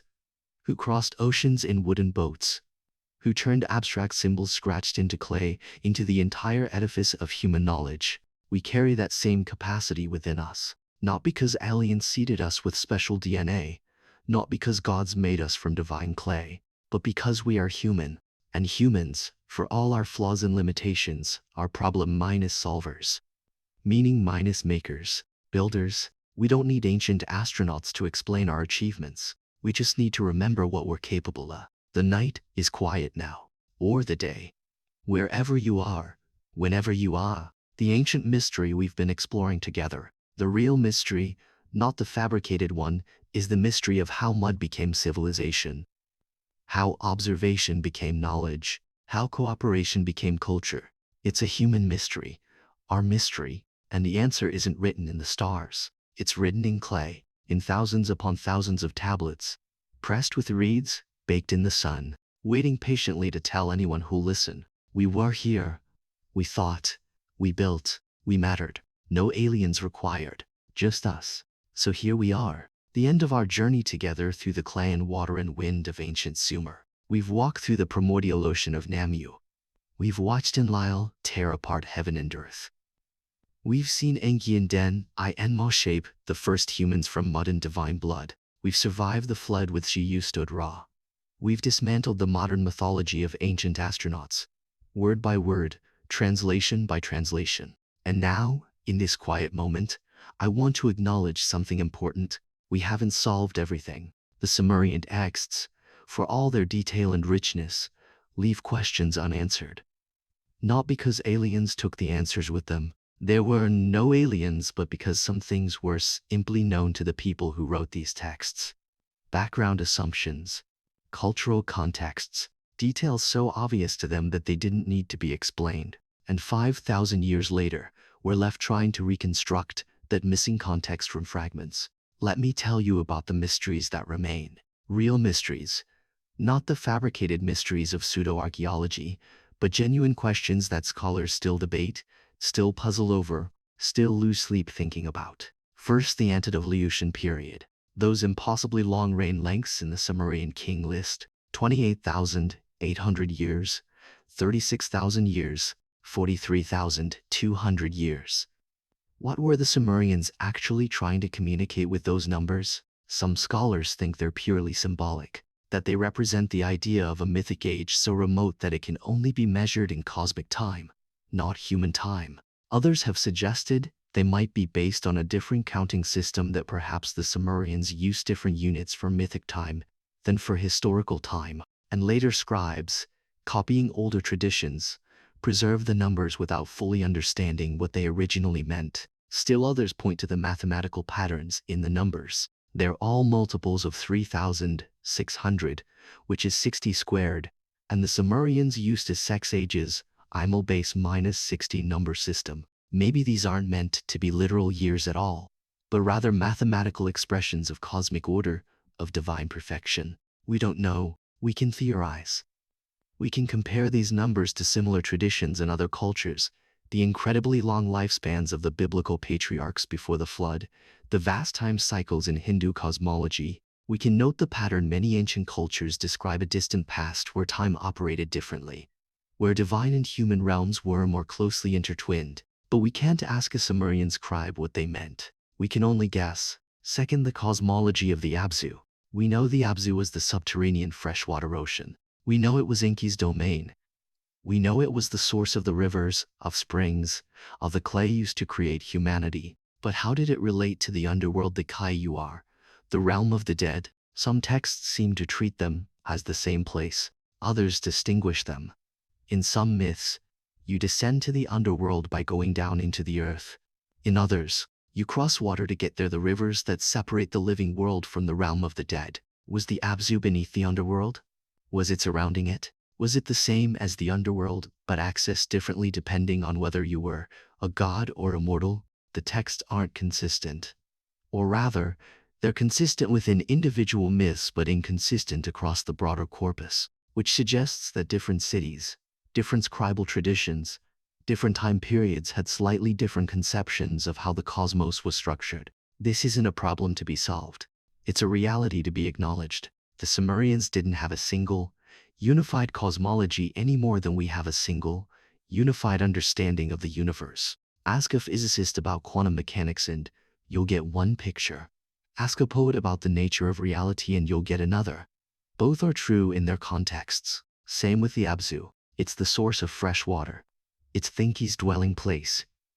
It's the realm of potential and chaos and wisdom. It's all of these things, held in productive tension, never fully resolved into a single coherent system.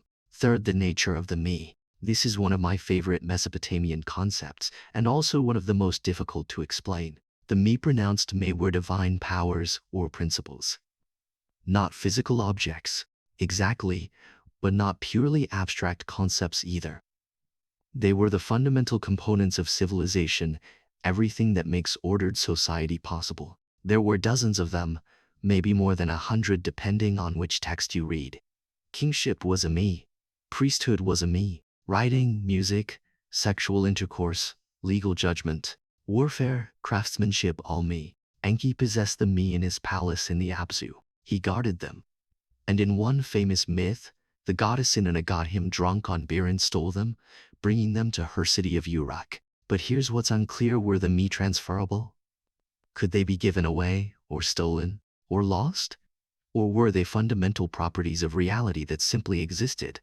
And what Enki possessed was knowledge of them, understanding of them, the ability to bestow or withhold them. Different myths suggest different answers.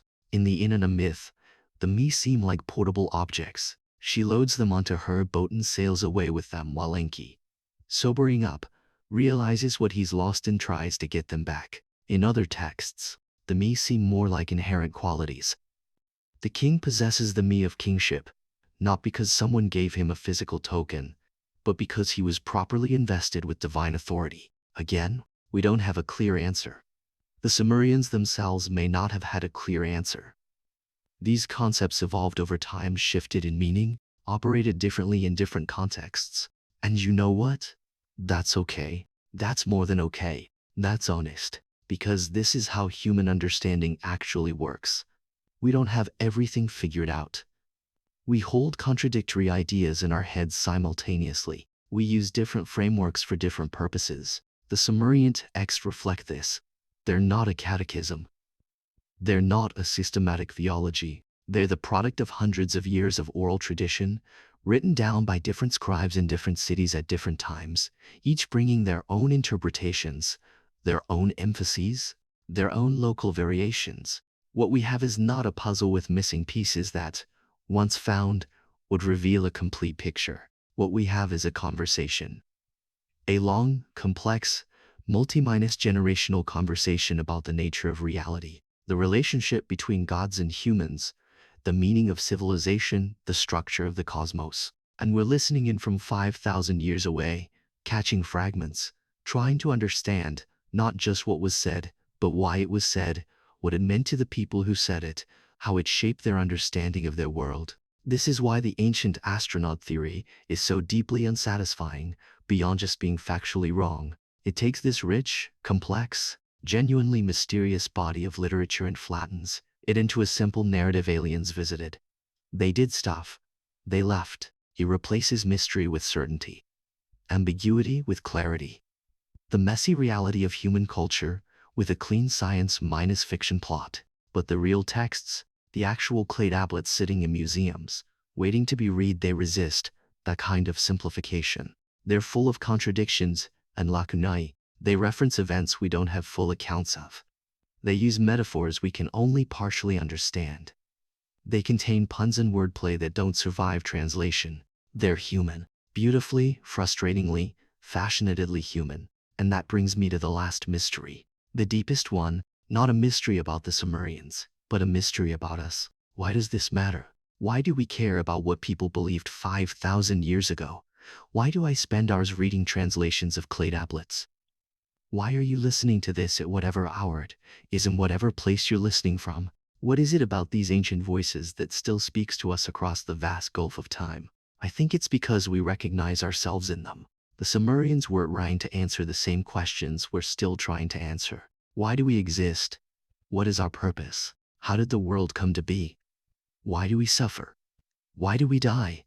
What do we owe to the powers that govern our lives? Whether we call those powers gods or nature or society or fate, they didn't have the same answers we have.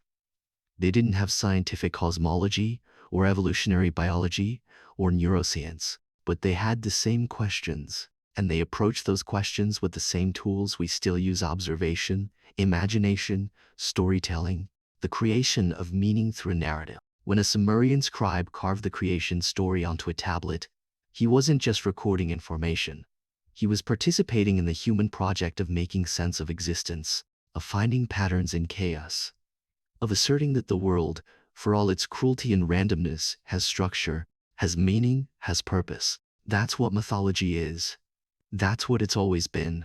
Not a primitive attempt at science, though it sometimes includes careful observation of natural phenomena. Not a historical record, though it sometimes preserves memories of real events. Mythology is the creation of meaning.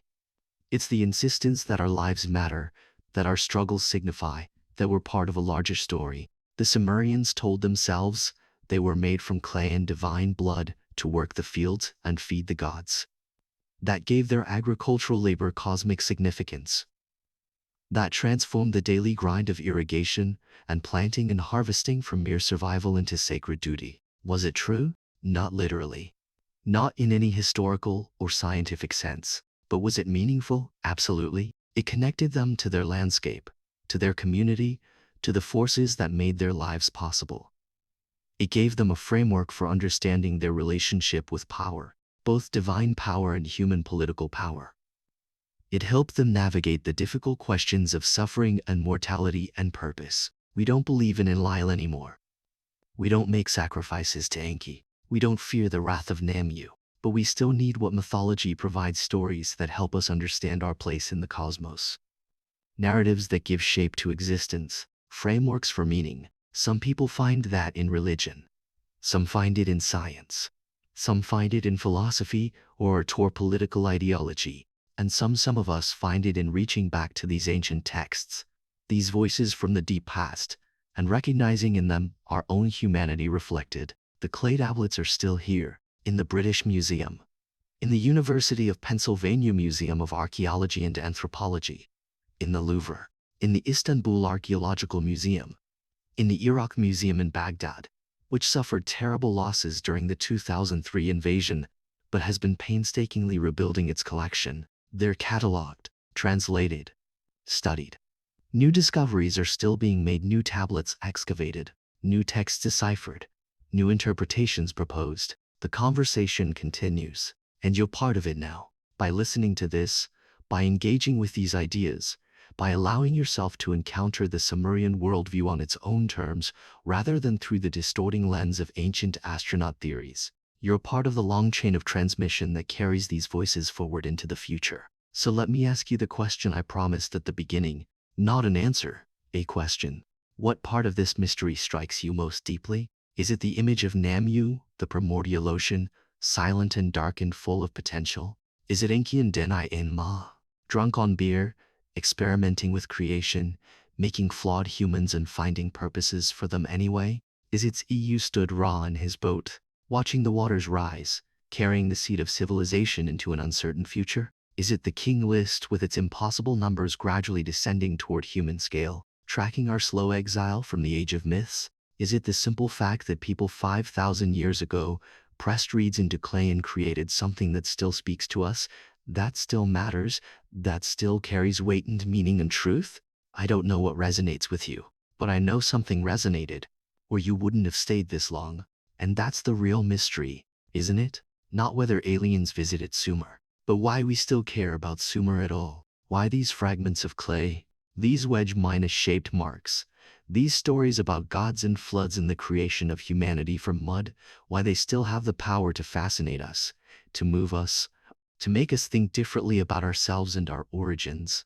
It's late now, or early, or mid-afternoon. Time is strange. Outside your window, the world continues. Cars pass. People sleep or wake. The sun rises or sets. The ordinary miracle of existence unfolds in its ordinary way. But somewhere in your mind, I hope, there's a new space now. A space where you can hold the image of ancient Sumer, the ziggurat rising from the plain, the canals carrying water to the fields, the scribes in the temple complex pressing their reeds into wet clay, recording debts and prayers and stories about when the world was young. They didn't need aliens to be extraordinary. They were extraordinary because they were human. And so are you. If you found something valuable in this journey, consider subscribing. Consider sharing. Consider leaving a comment not with an answer, but with a question. Tell me where you are in the world right now. Tell me what time it is. Tell me what surprised you, what challenged you, what you're still thinking about. I read every comment. Everyone. From Auckland to Anchorage, from midnight listeners to lunch break learners. From skeptics to believers to people who just wanted something thoughtful to help them fall asleep. We're all moving through this mystery together. The clay is baked now. The impressions are permanent. The ancient voices continue to speak. And we descendants of those first scribes, those first storytellers, those first people who looked at chaos and decided to create meaning, we're still here, still listening, still trying to understand. That's enough. That's more than enough. That's everything. Good night. Or,